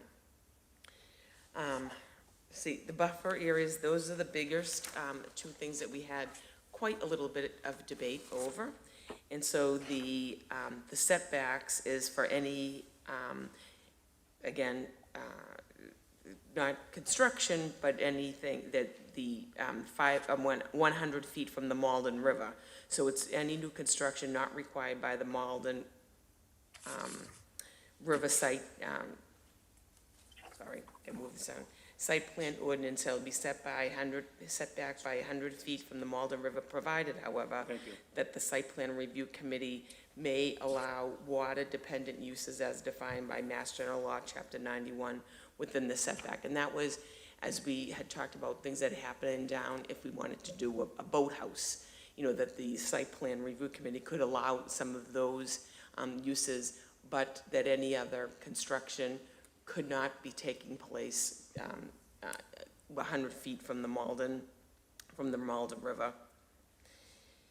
And then the other big piece was really the parking, and it had, the planning board had recommended, unless the parking is needed to meet the parking requirements of the Malden ordinances, and they asked to change that any required parking that is removed pursuant to this provision does not need to be replaced on site, and a traffic demand management plan is required. So, as revised, it will read, no parking surfaces permitted within 75 feet of the Malden River. Any required parking that is removed pursuant to this provision does not need to be replaced in a non-site, and a traffic demand management plan is required. Anyway, so those, I think, those 2 sort of were the major ones. It was voted out of the committee favorably. For the parking, I voted no, and it's because I wanted to really, there was a lot of confusion sort of what that means, how does this happen? I think some of the letters that we've gotten, some of the people even in committee, that some places don't need all the parking that is required, and we really do need to look at that more comprehensively. I think one of the things that held me back is for the 100 feet for the construction, they could go to the Board of Appeals and to get a variance from that. And so we had that discussion, and it was really still a little confused whether if I went to the Board of Appeals, if I was, say, Lamarca, who was on here, who was a fairly small piece of land, and he needed the parking for his business, could he go to the Board of Appeals and then just keep the parking the way it is? Or are we still gonna make him take the parking away, and he does a traffic, what is it called again? A traffic demand management plan. So that was still a little confusing. I think some had thought if you go to the Board of Appeals, you get to keep the parking if they grant that variance to you. Others, didn't believe that that was really the cause. And I do think that although 90% of these businesses do have maybe onerous parking, but some of those businesses that they're parking, or some of the other things, their businesses are dependent upon it. If we really take that away, we are, ruining their business in some ways. So to be able to give them that option to go to get a variance, I think was very important, because there's not that many on the river, but I think that it's important to give the people that own property on there the opportunities. As Mr. Panadosi had said about some of the things that they're trying to do, if he doesn't have the ability to even go for variance, it's kind of a problem. I think some of them, they might not even get past the variance, but if they have a compelling argument, it would make sense, and then there'd be public input, as we know, at the Board of Appeals. I don't know if Michelle Romero wants to add anything. Mr. Miller doesn't want to add anything. Thank you. Nothing in this ordinance precludes or prohibits you from seeking a variance of any provision of this ordinance, whether it's the 100 feet, whether it's the 75 feet, whether it's the plantings. Any petitioner could seek a variance of any provision. There's nothing that says in this paper that says they can't seek a variance. Whether they'll obtain a variance is another story. So I just wanted to clarify that. In terms of the parking, when this paper was originally proposed, that parking section did have the phrase included unless the parking is needed to meet the parking requirements of the city zoning ordinance. And so the committee or the group that put the paper together contemplated a lot of these businesses may need the parking. We don't want to push them into a situation where they need to go for a variance that they may not get. Or even if they get it, it might still affect their business if they don't have the parking, even if it's been varied, the requirement. So that phrase was put into the original paper to give the site plan review committee some flexibility to look at that. The planning board did recommend that phrase be deleted. And then the committee, I just want to be clear how it went procedurally. The committee also recommended that phrase be deleted, but then added the additional phrase, if required parking is removed. It doesn't need to be replaced, and a traffic demand management plan is required. So that's a little bit different from, that's still not giving the committee the flexibility to look at the parking that's required. And in terms of, I just want to make one other comment, in terms of what Council Crowe said about the variances, like I said, they can seek a variance of anything. They could seek a variance of the provision itself. They could seek a variance of the parking requirement. So we don't know what the petition is going to request until they request it. So it was confusing and not clear, because it's not clear it's going to be on a case-by-case basis. One petitioner may go in and say, I need 100 spaces, but I'm going to request a variance, so I only need 50. Another petitioner may say, I'm requesting a variance of this provision of the Malden River Site Plan Review so that I am allowed to build within 100 feet, or I am allowed to put parking within 75 feet. So it will have to be taken on a case-by-case basis. And then I can answer any questions about any of the other recommendations. One thing I would like to highlight in the buffer area, and I think there was agreement there was definitely agreement at the planning board and at the committee during this discussion, the additional provisions that were added to the buffer area regarding making exceptions for invasive trees of a certain size, requiring a replanting strategy, using certain U.S. Fish and Wildlife Service guides so we can tell what should be removed and what shouldn't be removed. So those were all recommended at the public hearing in April, and recommended by the planning board and then moved on to the council. And the ordinance committee also included those recommendations. So Michelle, just from the chair, let me ask, so these requirements would go into effect if, say, La Marca along the waterfront there, they were going to do some renovation of their building that went beyond 5% of its value, then they would have to meet these criteria? Yes, it will trigger this ordinance, yes. So it's And any work, in the yes. reading that I saw, I guess it was the earlier reading that said that the parking would be,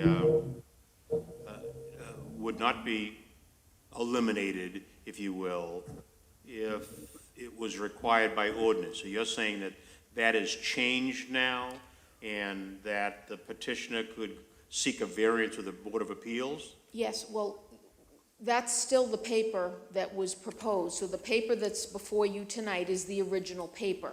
What's also before you are the recommended amendments. So if you adopt the paper as proposed, as it was submitted back in February, it will include that provision that if they need the parking to comply with zoning, they can keep it.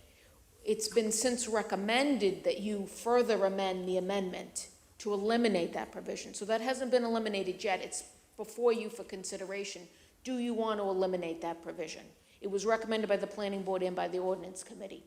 But it's before you right now, so the paper hasn't been officially amended yet, because it's before you to amend. Thank you. So, right, so if you adopt the recommended amendments, they would be able to seek a variance. If you don't adopt the recommended amendments, they can still seek a variance, but the committee will also, the site plan review committee will have some flexibility, and it won't be required, so they wouldn't have to seek a variance if they need that parking, so. They still could, but they won't be required to. Okay. Councilor O'Malley, did you want to chime in? Yeah, if I could. So I think that's the important distinction here. You know, Chapter 91, which protects, it's derived from English common law, and it protects the right of the public to access tidal waterways, which is what the Malden River historically is. It protects the public's right to access that waterway, not just for recreational purposes, but that is one of the reasons, but also for fishing or for boating or going out into the harbor to make their livelihood, for travel.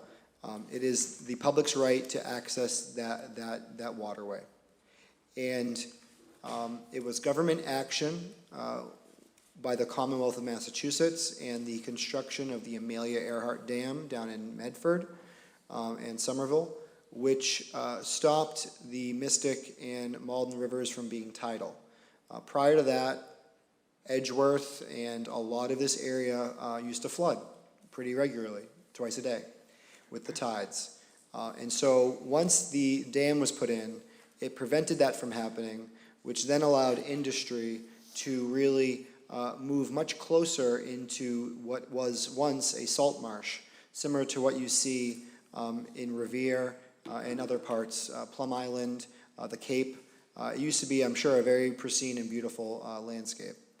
So because of government action, private industry was able to move into the banks, fill that former salt marsh, and build their industry and make Malden what it is today. So I'm not vilifying the businesses or the industry, but it is the history there. So what we're looking to do here is actually do something that's not even as intense as Chapter 91, because Chapter 91 requires a 100-foot setback. What we're saying here is do a 75-foot setback for parking, a 100-foot setback for buildings. It would be staggered, and it would only happen over the long term when building permits or any work requiring a permit is pulled. And as both Councilor Crowe and City Planner Romero stated, if there is a circumstance where there is a hardship, they would be able to go before the Board of Appeals and petition for a variance to the ordinance. That's very important because we don't write the rules for a very specific instance when it doesn't work. We write the rules generally, and we have the Board of Appeal so that when there is the rub and it's not ideal, they can go and say, hey, this is going to really detriment my business, and I think that I should have a modified version of what you're proposing here. I think that it would be at that point that the site plan review and the city council and the ward councilors would go and say, yes, we agree. In this circumstance, it doesn't make sense to require the 100-foot setback because it would be a detriment. But, over time, whether or not it's 50 years or 100 years, the goal is at some point in the future to have a beautiful esplanade type situation down by the Malden River. And I do think that we would be remembered for a very long time as being the council that took the right step, a council that has the first councilor to create the Waterfront Access Committee to gain more access, maybe the first council to have a harbor master. I think that this would be a great step forward for public access, and I think there is a way to make sure that it doesn't negatively impact the businesses. Thank you. Councilor Murphy, thank you. Thank you, Mr. President. I just have a few questions, because I've asked this question a couple of times, and I haven't quite gotten the same answer every time I've asked it.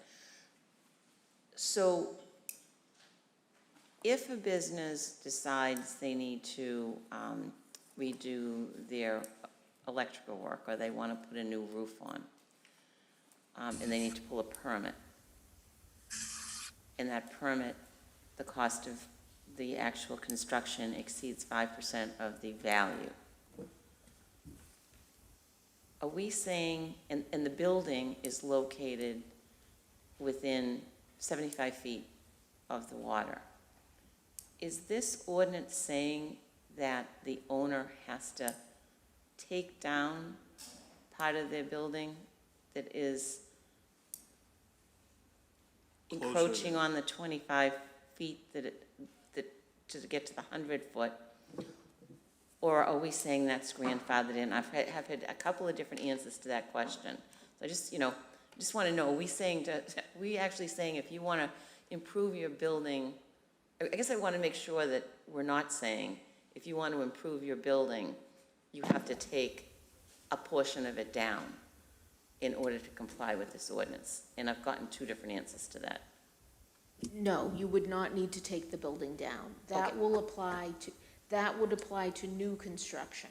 Okay, so it is, so they are grandfathered in, the footprint of the They would be building is exempt. grandfathered The building in. will be exempt. The work Okay. would not be exempt because this will apply as proposed to be recommended. The original paper read any construction. It's now proposed to read any work requiring a permit. So it will be electrical, it will be plumbing, it will be any interior work, it will be any exterior work, it will be any additions, any work at all. Okay, If it's assessed at the 5%, will trigger this application of this ordinance. but I'm just happy to hear that the Yes. footprint of the building is secure as it is. The other question that I have is, when this paper first came forward, and I guess, I don't know if the building commissioner could just answer, might need to answer this one. When this paper was first presented, I don't think any of us envisioned a 2x4 going from $2 to $8. So, we've had about a, 400% increase in construction materials because of COVID. So I'm wondering, is that 5% still a reasonable benchmark, especially with the increase in construction costs? And has any of that been taken into consideration? That was, I would say we didn't take it into consideration at the time because it wasn't happening at that moment. Fluctuations in building materials, this isn't the first time it's ever happened. It happens a lot, so I don't think we could set a good threshold for an ordinance based off of, a phenomenon that's going on right now at the moment. But we are talking about large numbers when we talk about the 5% of the value of the assessed value of the buildings, not the property as a whole, but just the building.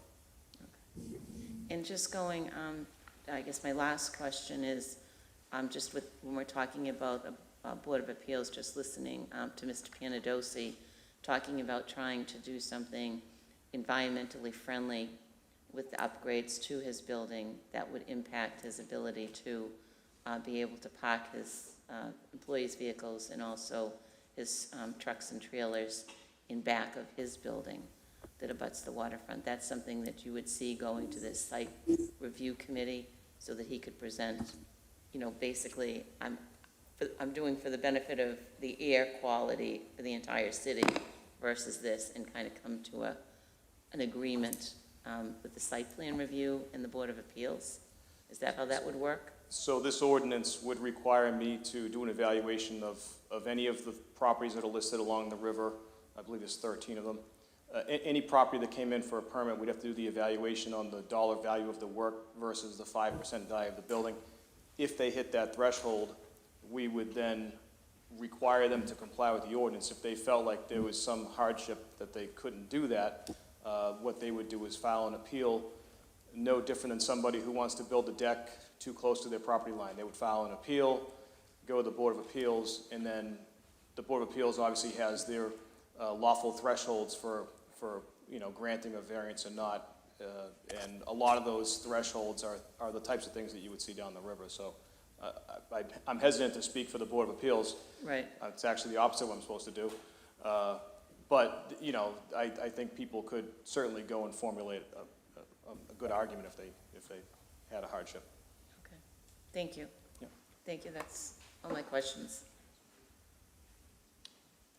Thank you. Councilor Kamel? Yeah, so, just disclosure, I'm fairly in favor of this, but I think Councilor Murphy brought up an excellent point, and I would wonder if folks would entertain the idea to further amend by adding some kind of exemption for work that, 5% exempting, not including work that is meant to be beneficial on an energy or sustainability environmental basis, and maybe allow that to be, I don't know how, the determination of it, whether we allow the building commission to determine that, or if we make that go to the site plan review committee. But I think that might be a reasonable way to sort of mitigate some of the worry, because I think that's an excellent point. And somebody else brought up to me at one point, what if I want to replace all the windows with energy efficient windows? Is that triggering something when this ordinance is supposed to be in terms of green space, but then we may be causing a situation where we are punishing or disincentivizing sustainability or energy efficiency. So I'm not making a formal motion right now, but if anybody else wants to follow up on that, or if the city planner wants to make any comment on that as well. Also, I'm going to scribble down the language while So it sounds like Councilor Kamel is looking for some... I don't have it's a half-baked idea, I just came, so. I could chime in on that too, Councilor Canal, Councilor Winslow. Councilor Winslow, go ahead. Well, a couple things. I think maybe, Councilor Canal, maybe we just have language that would add to say accepted any,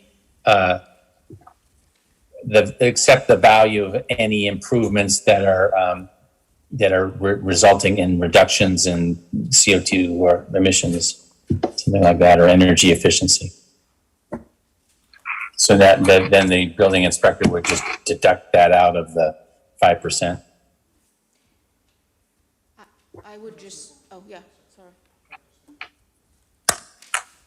And I also have a question for Councilor Kamel wants to planner. come back in. Let's- Yeah, sorry, also, just through the chair, if we were to rope in Mr. Miller here, I would like his comment on how he feels the enforceability or his ability to determine that. So I wouldn't want to toss it over to him without his. Building Commissioner. Thank you. I think in some cases that could be very clear cut, and in some places that could be, it could turn into rocket science. So if we could put more of a definition on exactly what is, energy efficiency. If you change your roof over and you change it from black to white, you've created some energy efficiency there. So, yeah, But I mean, there's things like that I think a petitioner could start to formulate arguments that, well, I'm saving energy, so I don't have to comply. And then, that would just turn into something else that the Board of Appeals would have to deal with. But So do you want to recommend some language to us, Commissioner? I'd love to next week. Yeah, I'm not exactly sure how to word it so that you had a clear-cut definition of energy efficiency.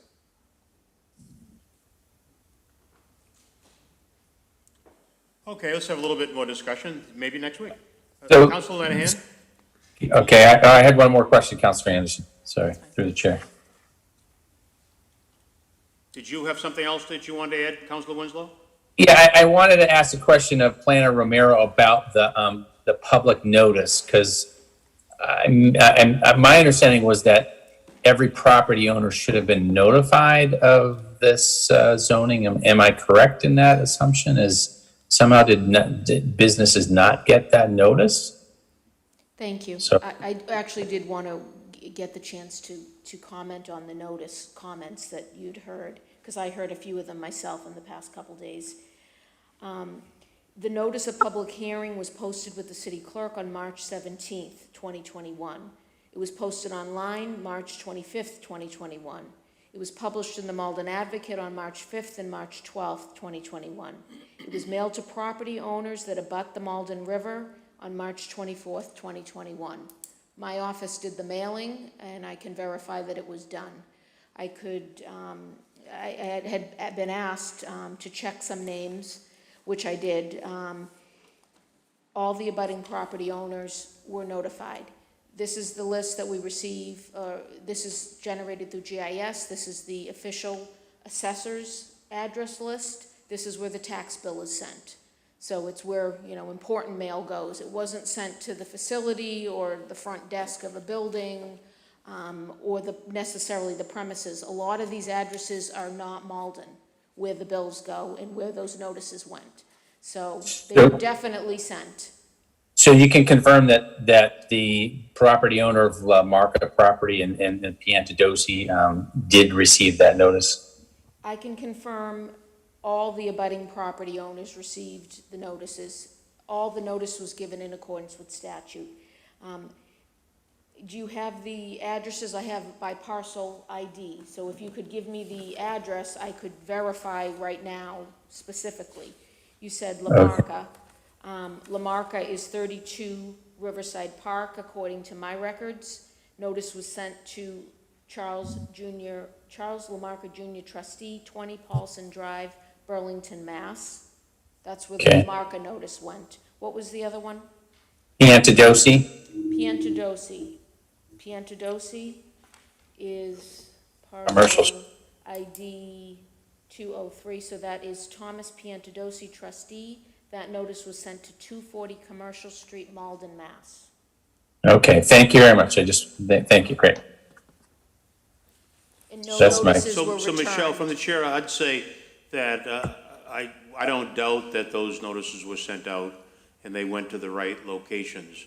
What I do seem to hear are that these property owners probably didn't pay much attention to that, and it's too bad that has happened. But we're hearing that they've got some concerns about this, and so maybe with the building commissioner's suggestion that we give them a week to get some language that may help to mitigate some of the concerns around the 5%. That'll give these property owners an opportunity, even though they had one before, to read up on this and give us their input. Yeah, I mean, the public hearing, we held it. Yes, you did. April 14th with the ordinance committee, planning board held it. That closed, so all the public comment is officially closed. Anything that you take in now is certainly up to you whether you want to take it in, but I would just caution you, as I'm sure the city solicitor will, in making any substantive changes that could trigger the need for a new public hearing. So I don't know what type of changes might be proposed by the property owners or you might propose, but we'll have to look, you have to be careful with that. there's some room to add, to clarify some language. There's certainly opportunity to delete provisions. But adding anything substantive could trigger the need for a new public hearing. Yeah, So I just wanted to note that. Yeah, I'm just suggesting that there are some property owners who are significant property owners in Malden, that a week giving them an opportunity to read it, we would follow your advice here that we can't make substantive changes, but let's at least give them an opportunity to read into it. That's what I would be suggesting. Yeah, thank you. Councilor Winslow, you all set? I'm all set, thank you. Okay, thank you. Councilor O'Malley? I would just caution on the time. So in order for this to be enacted before it expires, we would have to enroll it and ordain it. That takes 2 weeks. This is a zoning ordinance. It requires 8 votes. To not act on it tonight would be for it to fail. And as we stated, this has been vetted by the community. We've had a lot of public engagement in terms of the ordinance committee and the planning board. And this is the open space and recreation plan that we did in 2017. This was the #1 thing that the city of Malden, the residents of Malden want. It's one of the reasons why we passed the Community Preservation Act. There is money for the property owners to do what we're asking. They can apply for a grant from the Community Preservation Committee to help build this out. There are resources. And again, if anything substantial was to happen on the property, Chapter 91 is going to be triggered, as we've seen down on Commercial Street where Comcast is, where the planning board asked for a pathway, a 10-foot wide pathway. And Chapter 91, when the DEP went to evaluate it, said, combined properties, in addition to the pathway, you also have to do X, Y, and Z in addition to that. And so, we are not asking for the full amount that we could get. I think we are taking the middle road. And even if what we're asking is not as significant as Chapter 91, it still allows people to go for an appeal or a variance. If the concern is the 5%, in a way to compromise, maybe let's make it 10%. But to delay this and to add any loopholes for calling this energy efficient or calling that energy efficient, that is going to, I think, sink this. And I would rather compromise with increasing the threshold to 10% versus the 5%, if that would help pass this tonight. So I would move that we amend it from 5% to 10%. I would second that motion, Councilor O'Malley, Councilor Winslow. Councilor Kamel has his light on. Well, I was, with respect to Councilor Winslow, I was going to second that motion by Councilor O'Malley. I understand what you're talking about. That was part of my question, and I had further questions for the planner in terms of would making that exemption be a substantive change, but that might be moot. Would moving it to 10% be a substantive change that would trigger another public hearing? Sorry. So it sounds like we have a motion that. Well, through the chair, I would like to ask a question of the city planner, if that's okay, Michelle. In your estimation, would changing that from 5% to 10% be a substantive change that would trigger the need for another public hearing? I don't believe it would. The city solicitor is here, I believe, if you want to ask them. I think the number you could view it 2 ways. It could be considered that the 5% was a placeholder, so there was some room for flexibility. You could also view it as going from 5% to 10% is actually making it less burdensome on, the threshold is increased, but it's lowered at the same time, The exemption is. Yeah, the exemption is, so I think it would be acceptable. Also, given the range you're changing it is the third reason I would say going from 5% to 10%. If you went from 5% to 85%, I might question whether that's really substantive, but I'll Mr. defer to McNaught, the would you city come forward? solicitor.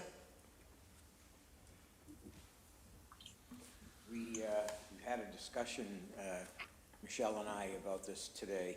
I wholeheartedly agree with her, and you do have to worry about major changes in this ordinance. So the 5% to 10% doesn't sound like much, and I think I agree with Michelle that that's okay. Okay. But you gotta watch out what else you do. Okay. In that case, I will definitely second Councilor O'Malley's amendment, 5 to 10%. I don't see any other hands raised. Councilor O'Malley has a motion that we move that from 5 to 10%.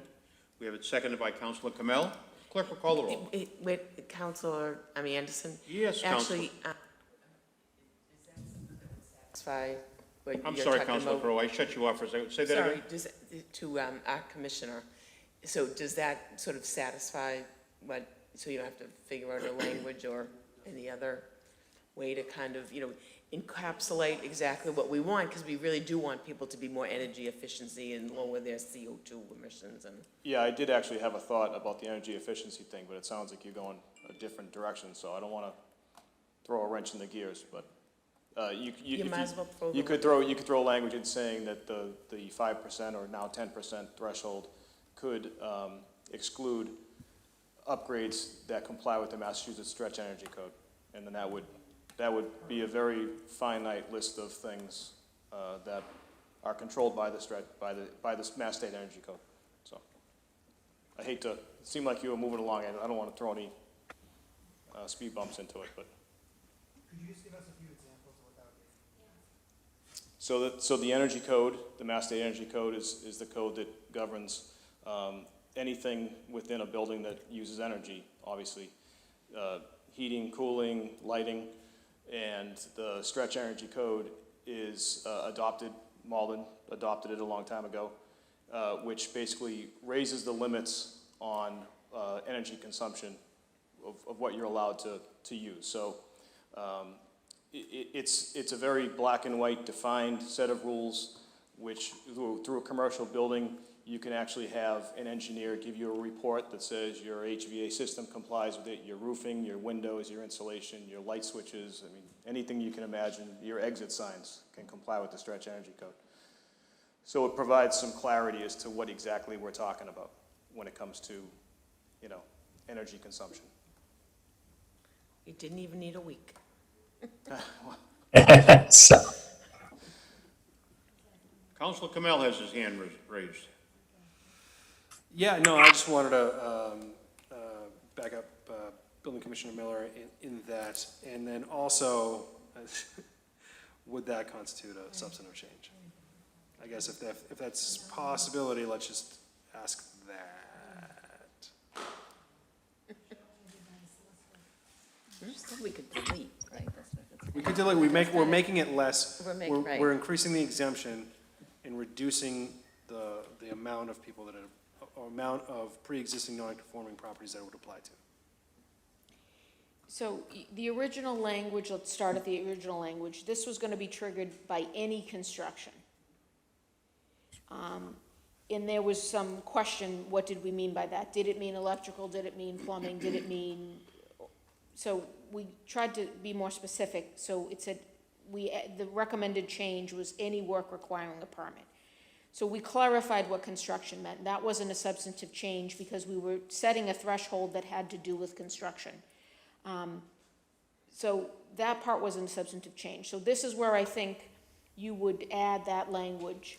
So it would read, applicability, a site plan review is required for any work requiring a permit of a value that amounts to 5% or more of the city assessed value of the building, or any reuse of existing building on property that abuts. So I think it would be after 5% or more, so now you're changing it to 10% or more of the city assessed value of the building. So that's where I think you would put excluding upgrades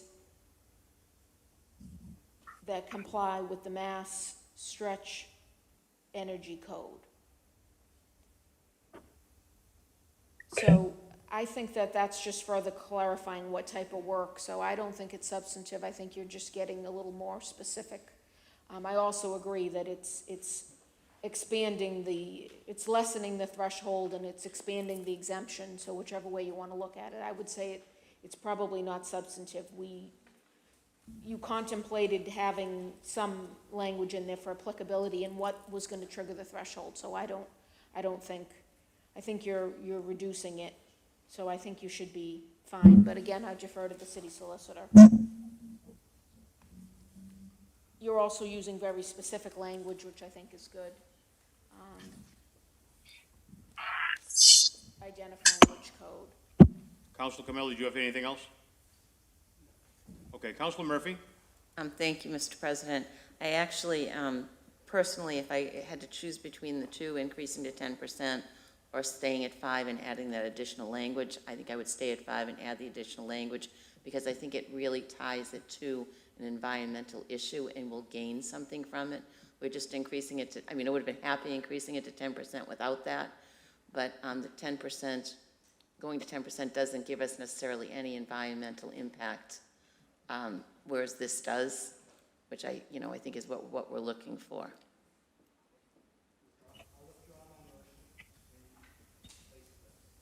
In place of this. And I think that gives us added benefit, and it also gives relief to a property owner. Councilor Lenahan?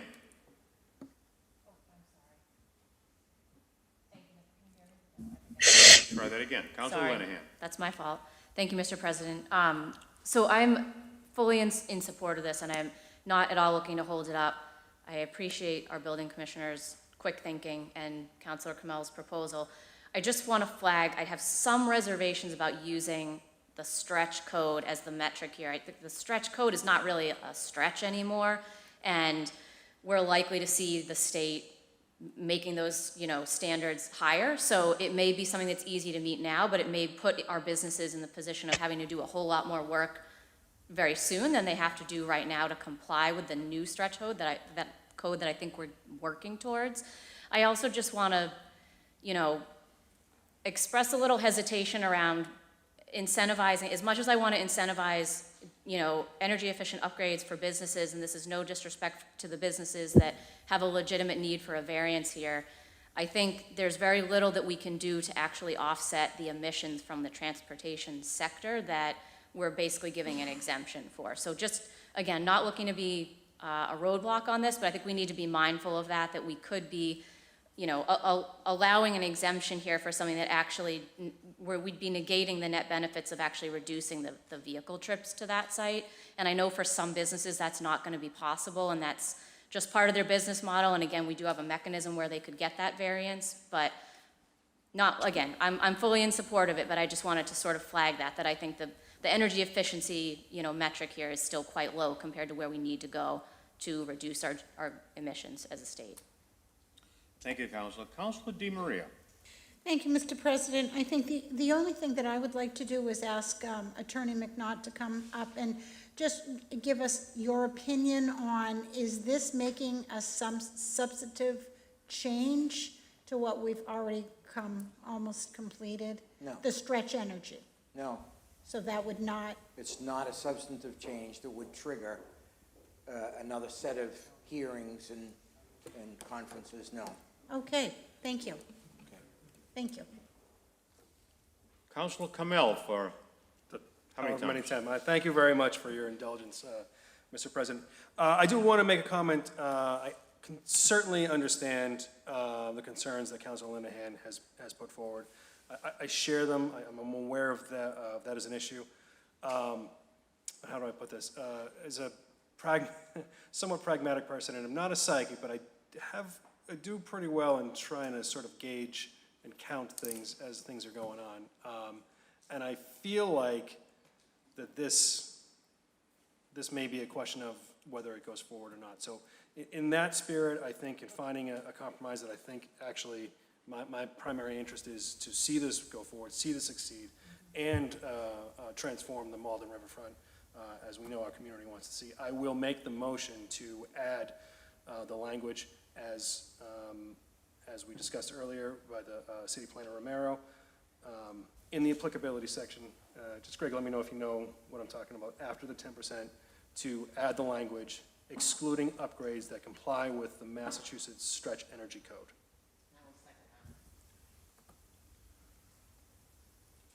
Was that Councilor Murphy that seconded that? Yes, it was. Now, do we have two motions on the phone? No, the first was withdrawn, with respect, Council President, the first was withdrawn, that had to do with 10%.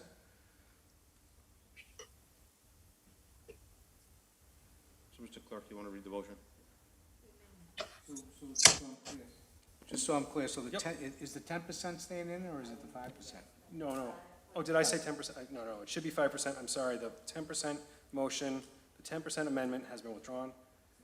Now I'm making a motion, an alternative to that, to add the language excluding upgrades that comply with the Massachusetts Stretch Energy Code. No changes to present. Okay. Yeah. Okay. We Thank all you. said it. Anyone else wishing to speak?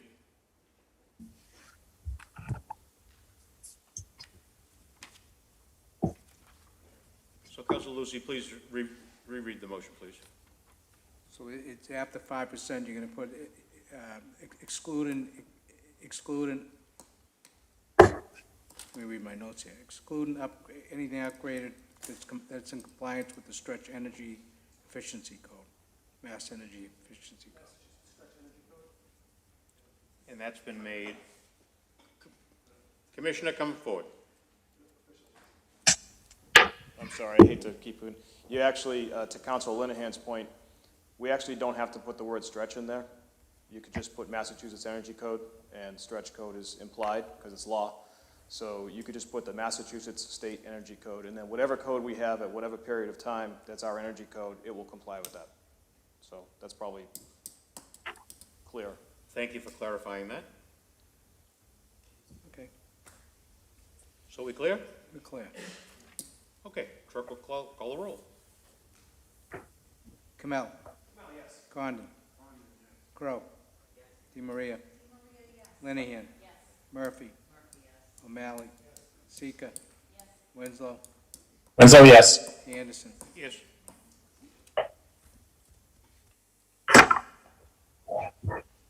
I guess, Councilor Winslow, can we just move the question then on the paper? Are people ready to move ahead?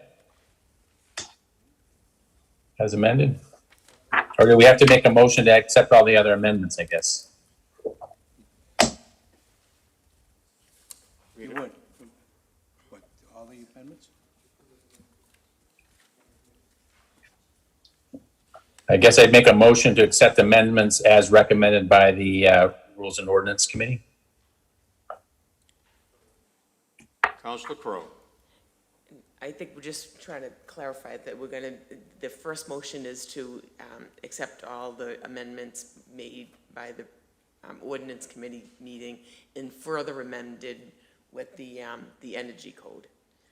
I would also actually like, I mean, since we've done a lot of this, if we put this on one form, is even if we, I mean, I know Councilor O'Malley had said, about taking 2 weeks to enroll and ordain, but I really do think we've done this with every other ordinance, that we should give the city solicitor, when it's in its full and entirety, the opportunity to review it, just to make sure that, we're, excuse me?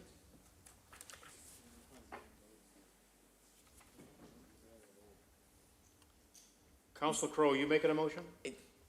Well, first of all, we'll make the, like the Council Winslow really did, but make a motion that we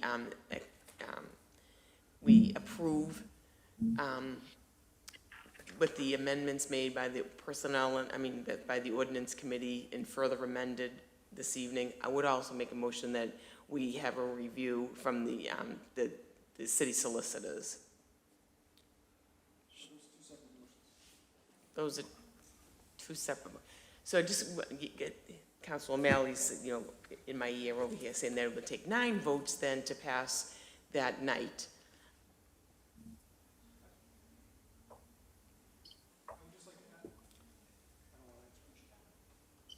I don't want to stall this. I don't want to have to come back in July, but I do feel like we've done this with a lot of the other ordinances, and I think there's lots of things were thrown in, lots of things were thrown out. Is this right? Is that right?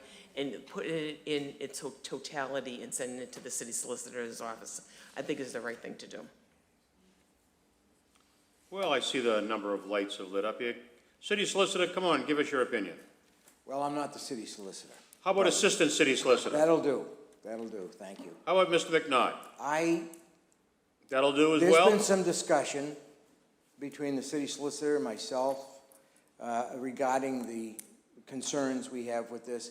Had nothing to do with what was being discussed tonight. It had to do with whether or not this could be considered, the passage of this ordinance in its entirety, could be considered some type of taking by the city of certain property. And we had some concerns about that. We had some concerns about the makeup of the quorum with regard to the group. Site plan review. Right, the Plan Review Committee. So I'm wondering if I say this to you now and you send it to us, will it be stalled enough for us to express our concerns in a proper legal way so that you have to start the project all over again? I'm worried about that, but I do want you to know that that's what we've had for concerns so that you can understand what could occur. So what are you recommending? I'm just telling you what we have for concerns. It's up to the board to do their duty. It's up to the council. I can't vote. I can only tell you what our concerns were.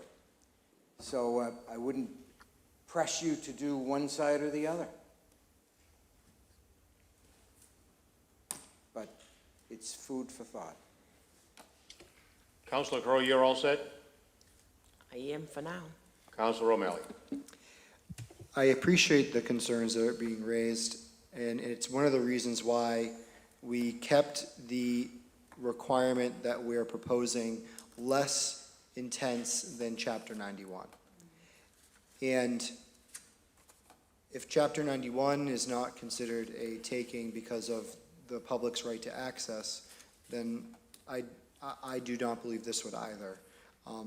I would be okay with, and I would actually encourage a review by the city solicitor's office, but I would also ask that we enroll it, and if for some reason between now and next week there is some type of great concern that they discover that needs amending, we could always, rescind the enrollment, amend it, enroll it again, and then ordain it in the same night.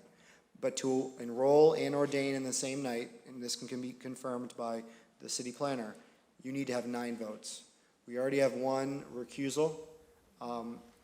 This really puts it in a precarious position. So I support what you're going with. I just hope we could do maybe a 2-pronged approach in parallel. And if something comes up, we can always take the necessary actions. Councilor Kamel. Back again, sorry. I agree with Councilor O'Malley. I want to thank Attorney McNaught for sharing and doing due diligence. He did exactly what a professional who is your consulting should do, is lay the facts out for us. It is not on us to put the accountability on the legal team to make the decision. The accountability rests on us. We have been advised. We've been advised very well and in a detailed manner. And what I've heard there is that there's nothing new that is needed to be looked at besides our addition here of excluding upgrades that comply with the Massachusetts Energy Code, because these other items have already been looked at and the concerns have already been expressed to us. I don't think there's going to be any difference between now and next week. But if we can enroll and it gives one more chance to say, hey, we didn't think about this, then we can absolutely, consider that next week. But I would strongly urge that we do enroll this tonight. Thank you. Yeah, Councilor Winslow here. Go ahead, Councilor Winslow. Yeah, no, I really want to encourage that we go through with enrollment tonight. I certainly think that, the one reason to make sure that the variance procedure is available is that does give a property owner the possibility and strong possibility of showing the hardship and that hardship, is in part, it's a hardship that the whole property can't be used, that's a legitimate reason to grant a variance. So I think that helps protect the city against taking for many of the properties, the buffer is, less than 20% of the property. And so I'm comfortable with moving ahead. And I think the amendments that have been proposed and voted on tonight are, both the solicitor and the planner have indicated these are actually creating less of a burden than that was the paper that was presented to the public. So I'm fine with going ahead and enrolling tonight, getting any further feedback for next week. But I think let's move ahead towards enrollment, and we can do two things and not wait till next week and suddenly need 9 out of 10 votes, that type of thing. Thank you. I don't see any other, I see Councilor Crowe. No, I'm just going to reiterate and make a motion that we enroll as amended from the ordinance committee and is further amended by this evening's addition of the stretch code, or the energy code. All right, and I'll second that, Councilor Winslow.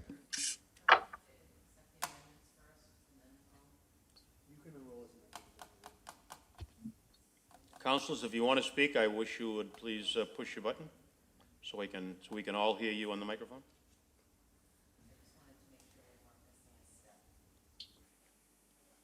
Councilor Crowe, you've made that motion. I think we can enroll as amended. We further amended this evening, but the ordinance committee meeting took the paper and did the amendments. And we have a second to that. Yeah, Councilor Winslow. Clerk, please call the roll.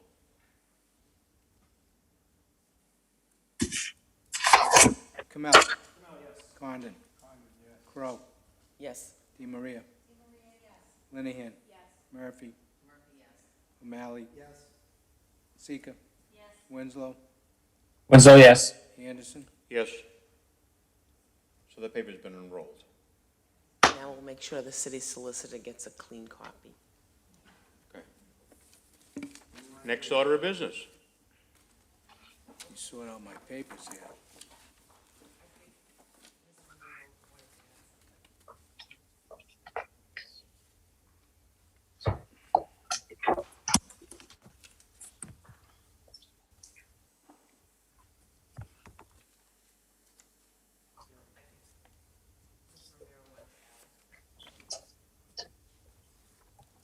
Yes, Michelle. Thank you.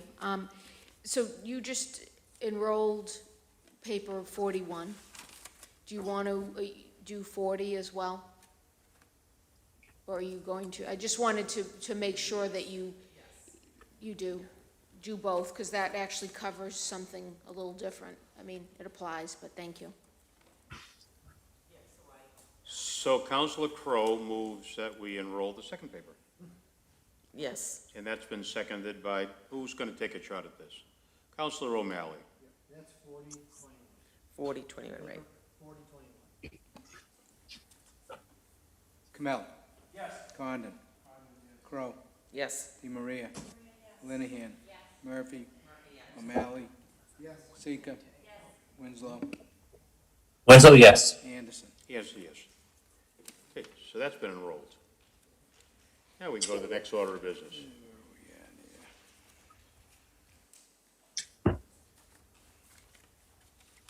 Thank you, Nelson. Thank you, Michelle.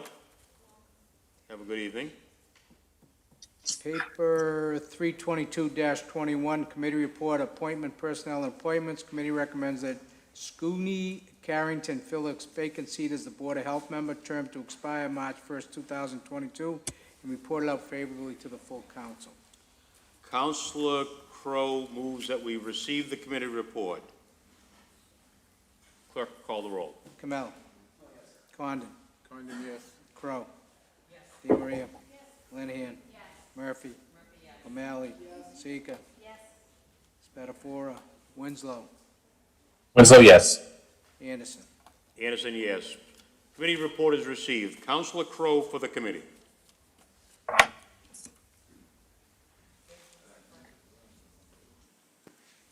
Thank you, Mr. President. And as we said before, when we just passed the resolve, that we really had some fantastic candidates that applied for the roles on the Board of Health. And so this is one of them, is Schoon. She's a master's in social work, and she's, in her letter, she writes that she's trilingual and experienced in Haitian American health and behavioral health. And she was very excited and brings a really, quite a bit of experience to the role. And so the committee voted unanimously to appoint Schoon Carrington to the Board of Health. Thank you, Counselor. I'll second. Thank you. On Counselor Crow's motion, seconded by Counselor Seeker, the clerk will call the roll. Kamel. Condon. Condon, yes. Crow. Yes. DeMaria. Lenahan. Murphy. O'Malley. Seeker. Spatafora. Winslow. Winslow, yes. Anderson. Anderson, yes. So Ms. Carrington Phillips has been appointed.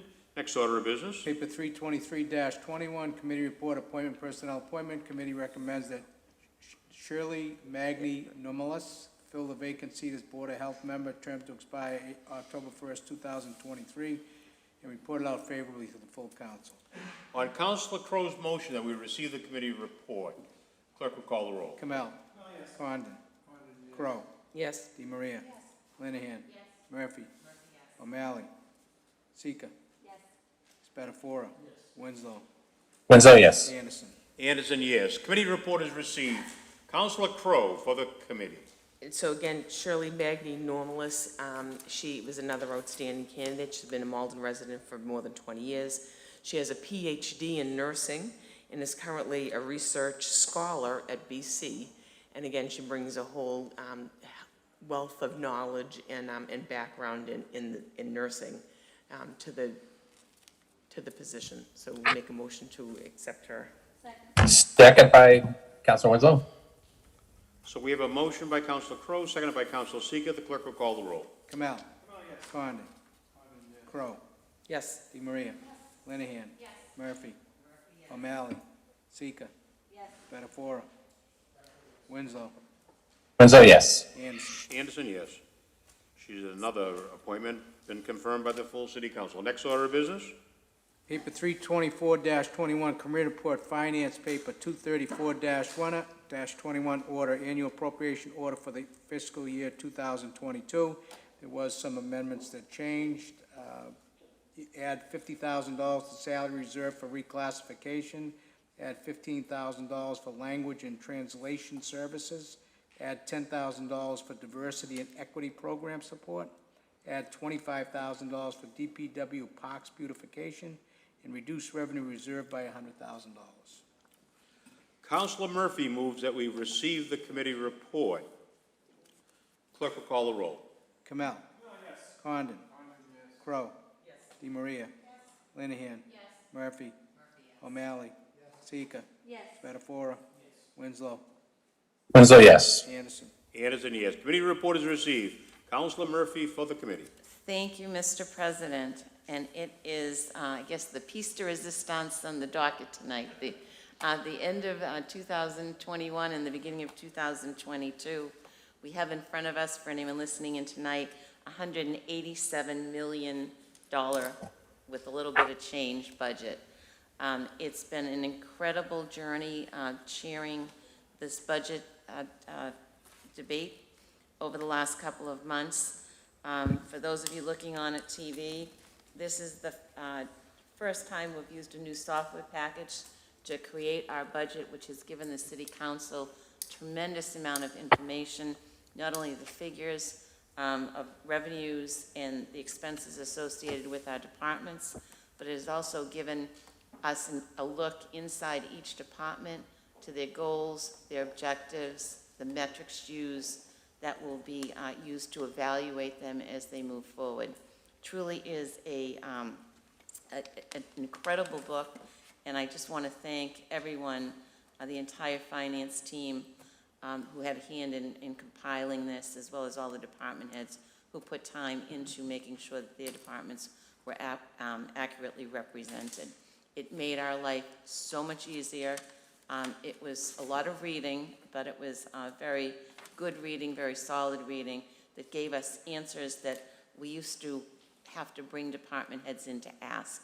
And for once, it was all at our fingertips and made our job a little bit easier. We did still bring department heads in to talk about, what they were doing in some areas that we did have concerns with. Everyone that we needed to see was in front of us and answered our questions successfully.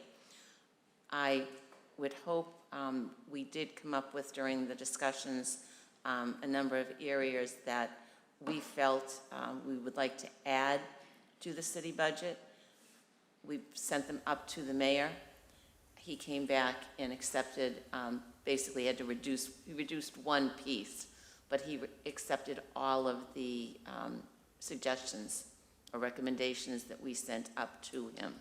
One thing I did want to say, even though the language translation and diversity program is in the mayor's budget, under the DEI, new DEI position, that is something that's available to all of us. I've had conversation with him about that.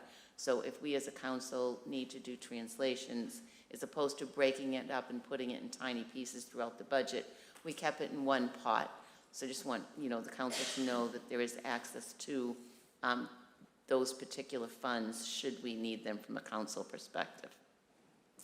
So with that, I would make a motion that we accept the fiscal 2022 budget as presented to us this evening. I heard some voices, but I don't see any buttons pushed. Here we go. And the first one was Councilor Crowe. That's how I'm gonna respond. You're gonna yell out, push the button. Second. Right, let the computer tell me who was the first one. So on Councilor Murphy's motion, do we accept this budget? Seconded by Councilor Crowe. The clerk will call the roll. Kamel. Condon. Yes. Crowe. Take that as a yes, right? Crowe. Yes. DeMaria. Linehan. Yes. Murphy. Murphy, yes. O'Malley. Sika. Spatafora. Yes. Winslow. Winslow, yes. Anderson. Anderson, yes. So the budget has been accepted. Thank you, Councilor Murphy and the entire Finance Committee and the team, Chuck and the rest, Maria, for doing such a great job of bringing this budget to us. Next order of business.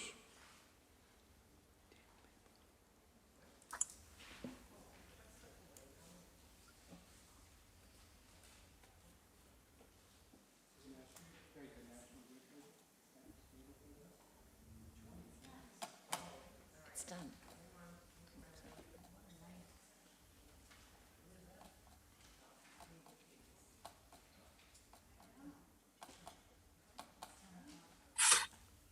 George Lasky, it's good to see you back again.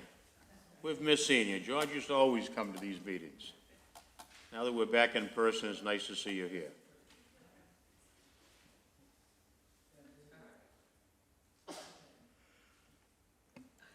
Councilor Crowe. I don't, do you have it on there, under tables, papers? All right. Yes. Yes. Make a motion to take paper 45120 from the table, and it's the petition from Mass Electric, National Grid, for 108 Charles Street. Let's see if someone's going to push a button to give you a second to that. Oh, Councilor Kamel has done that. I will second that. All right, we get Councilor Crowe's motion to take that paper from the table, seconded by Councilor Kamel. The clerk, please call the roll. Kamel. Yes. Condon. Crowe. Yes. DeMaria. Yes. Linehan. Yes. Murphy. O'Malley. Yes. Sika. Yes. Spatafora. Winslow. Winslow, yes. Anderson. Anderson, yes. That paper is now before us. Councilor Crowe. So this was a paper when they had come to us on 108 Charles Street, which is in front of New England Coffee and Stop and Shop. They wanted to add another pole, and we didn't really want to add another pole to the other side of the street.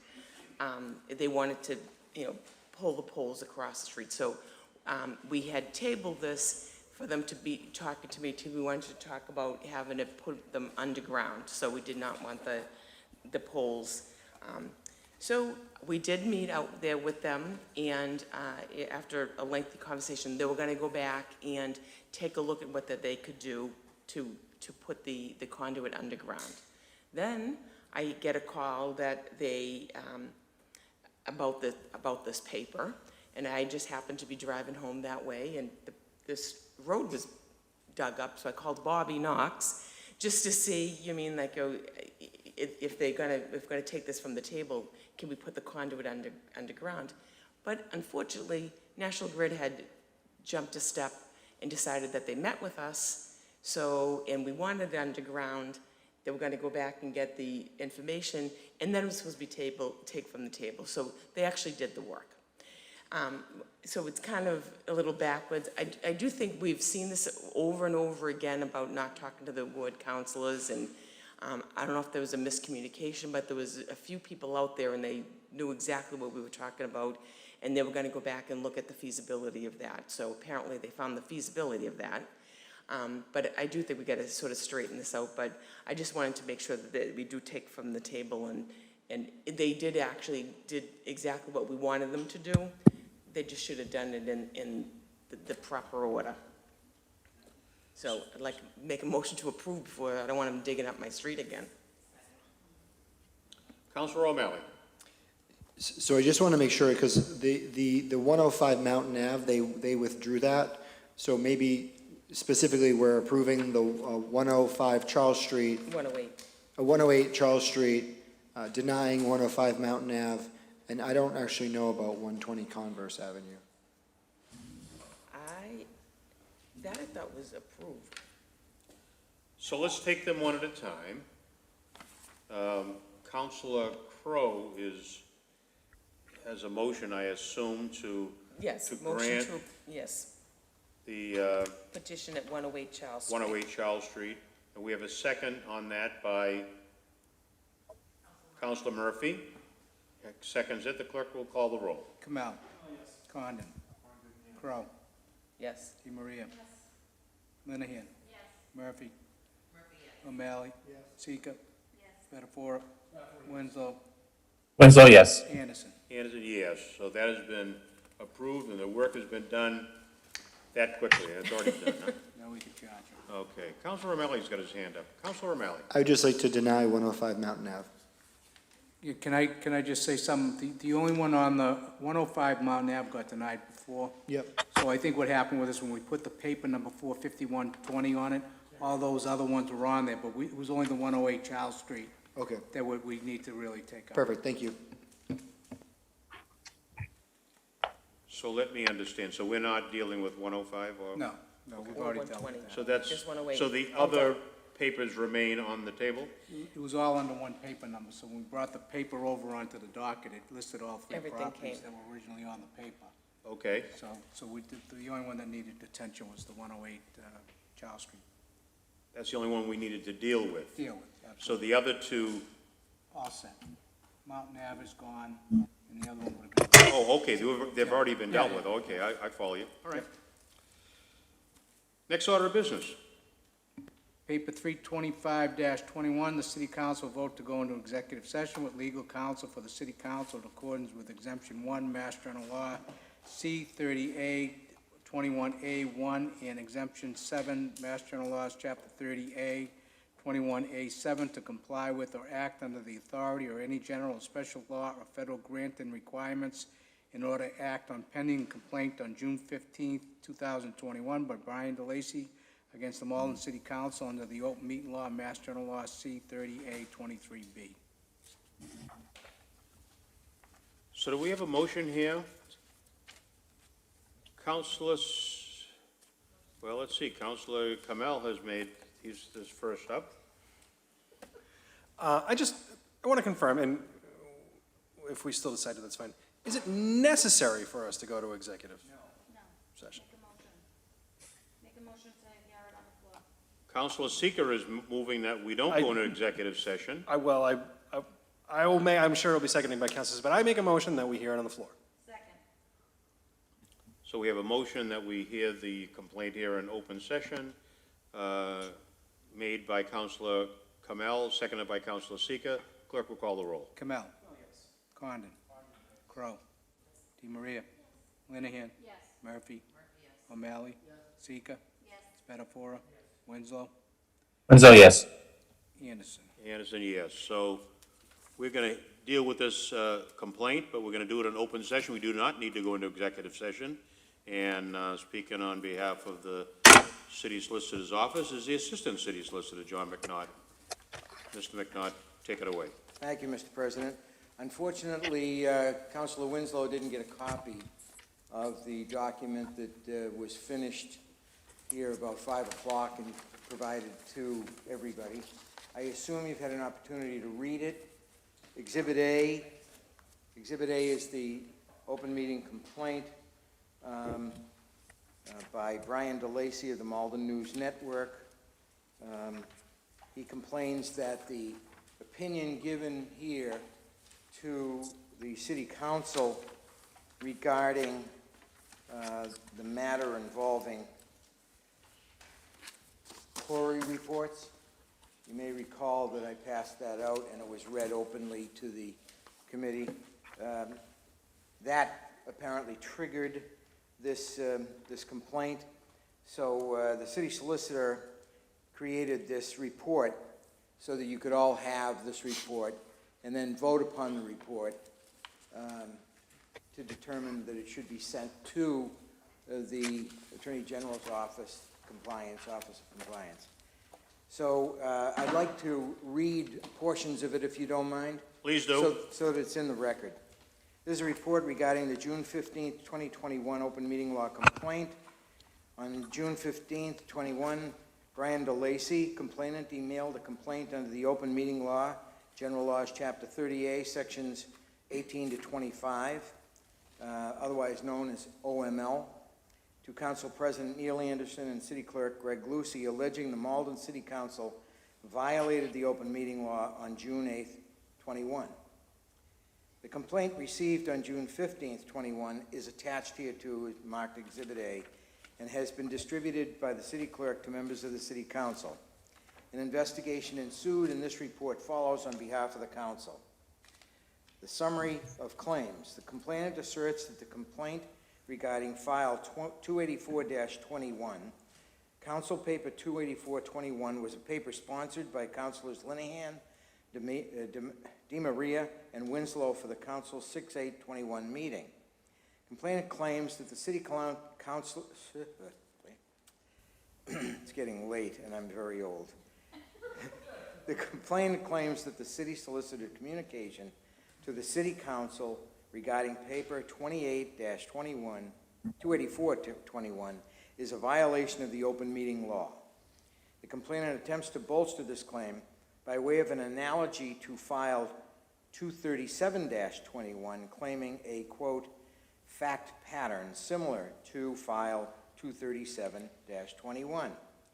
Paper 237-21, sponsored by Councilor O'Malley, sought a vote of the Council to order the City Solicitor to render an opinion on mitigation funds, including billboard mitigation funds in compliance with state law and Department of Revenue regulations. There is a footnote to that. I'm not going to bother to read the footnote. On June 3rd, 21, Councilors DiMaria, Linehan, and Winslow sponsored paper 284-21, which appeared on the agenda for the meeting of the City Council to be held on June 8th, and it stated as follows, quote, order that the City Solicitor provide a legal review and opinion to the City Council on the current ordinances related to the collection of highly sensitive quarry reports. This request is related to Malden Ordinance 6.08.100, and with respect to the Mass General Laws, specifically procedures for sharing these documents via hard copy and electronically. On June 8th, 21, city solicitor prepared a legal review as solicited by paper 284-21 and transmitted the same via email to the city council in advance of the city council's meeting. The city solicitor's legal review was read into the record on June 8th, 21, city council meeting by the city clerk, following which the city council moved to place the city solicitor's legal review on file. The legal analysis of this claim follows. The open meeting law requires meetings of a public body to be properly noticed and open to the public unless an executive session is convened. General Laws, Chapter 30A, Section 20. Notice of the City Council's 6/8/21 meeting was posted on 6/4/21. A, quote, public body, end quote, is defined as a, quote, a multiple member board, commission, committee, or subcommittee within the executive or legislative branch or within a county, district, city, region, or town, however created, elected, appointed, or otherwise constituted, established to serve a public purpose, close quote. A meeting is defined as, quote, a deliberation by a public body with respect to any matter within the body's jurisdiction, close quote. General Laws, Chapter 80, Section 18.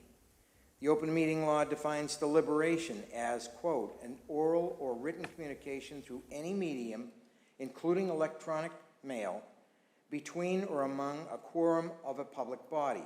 That's in bold print for the reason so stated.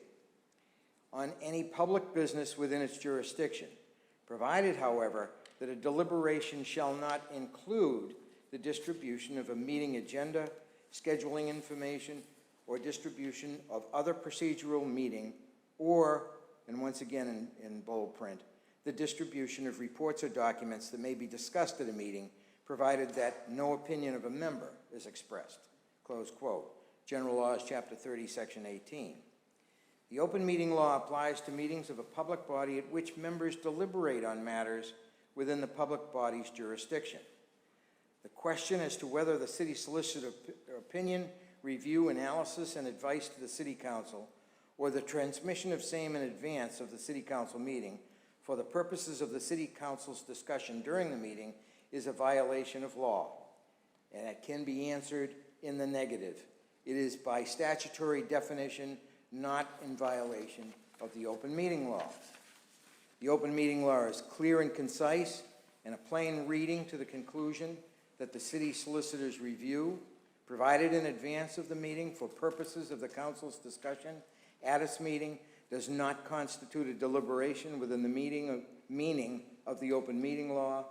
No discussion or deliberation occurred by or between or among the quorum of the city council outside of the city council's public meeting. It is the recommendation of the legal department that the city council vote to permit the legal department to respond to this complaint in a manner consistent with this report, advising the complainant that his claims are without legal merit and are not grounded in law or in fact. Signed by the members of the legal department, including the city solicitor. Thank you.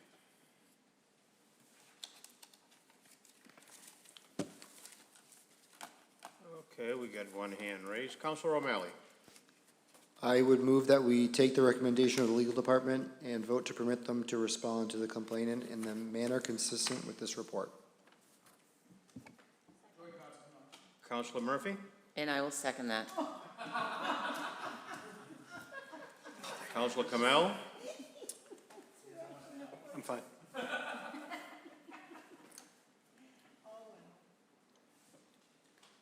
Motion, seconded. No further discussion. Don't see any other lights. The clerk, please call the roll. Kamel. Yes. Condon. Crowe. Yes. DeMaria. Yes. Lanahan. Yes. Murphy. Yes. O'Malley. Yes. Seeker. Yes. Betafora. Yes. Winslow. Winslow, yes. Anderson. Yes. So approved. Thank you. Next order of business. Docket is clear. Docket is clear. Councilor O'Malley. Thank you, Council President. I was just on the city's website, and I'm happy to announce that you can now buy your trash tags. I agree. So if you go on there, there's a link at the bottom. There's a whole section called trash tags. You click on the link, it brings you to a website, City Hall Systems, e-billing payment. You can either, I believe, do it online here, there's a small surcharge, or I believe you can come into City Hall and do that. I'm assuming at the Treasurer's Department, but I'm not 100% sure. The one thing I noticed is that my address is not on here, so I can't get a trash tag. But I'll resolve it. I'll go upstairs and make sure it happens. But aside from that, I just want to thank my colleagues for their vote on the Malden River. I know there was a lot of back and forth. I think we got to a good resolution with that. And I just thank you for thinking about the future of Malden. Thank you. Thank you, Councilor. Anyone else wishing to speak on personal privilege this evening? Been a long evening, hasn't it? Councilor Winslow. Before we adjourn, I just wanted from the chair say that I mentioned earlier, I've been working on pulling a committee together to do a dedication of these council chambers in honor of Herbert Jackson, which we voted on some time ago. And we've been working with the family and so forth and trying to find a date that's been convenient to most people. We've been trying to get Senator Markey's date cleared for this. We've not been successful, so we've gone ahead and set the date for September 2nd. September 2nd, so mark your calendars for that.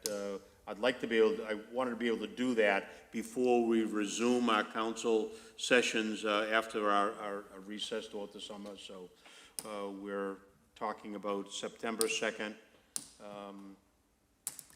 and I'm looking forward to a good presentation for that. I see no further hands. Councilor, yeah, this is Councilor Winslow. Councilor Winslow's hand. Yeah, no, I just wanted, the Bridge Recovery Center is having an opening this Thursday. Unfortunately, I'm going to miss it because I'm going to be out of town, but I just want to let people know that this Thursday they are having their opening. They've gotten through COVID and now they're going to be open. So just let people know that this coming Thursday they're having their opening. Thanks. I guess they're asking what time are we, do you know, Councilor Winslow? I have 4:00 on my calendar, but people can go to bridgerecoverycenter.org and find out more on their Facebook page. I believe it's 4:00. That's what I have on my calendar. So, Councilor O'Malley. The consensus over here is that it probably is this Saturday, the 26th at 11 a.m. Oh, did I? Okay, I'm sorry. But I'm not 100% sure. I would definitely encourage the public to double check. All right. So, all right. Yeah, I apologize. Yeah, maybe The all-powerful Lisa Cagno confirms it's Saturday also. Okay, all right. I apologize, but at least got corrected there. Thank you. So there's been a motion to adjourn. You all want to call it quits for tonight, huh? Clerk will call the roll. Kamel. Condon. Crowe. DeMaria. Linehan. Murphy. O'Malley. Sika. Spatafora. Winslow. Winslow, yes. Anderson. Anderson, yes. We are adjourned. Good night, councilors. Good night. To our public. Thanks.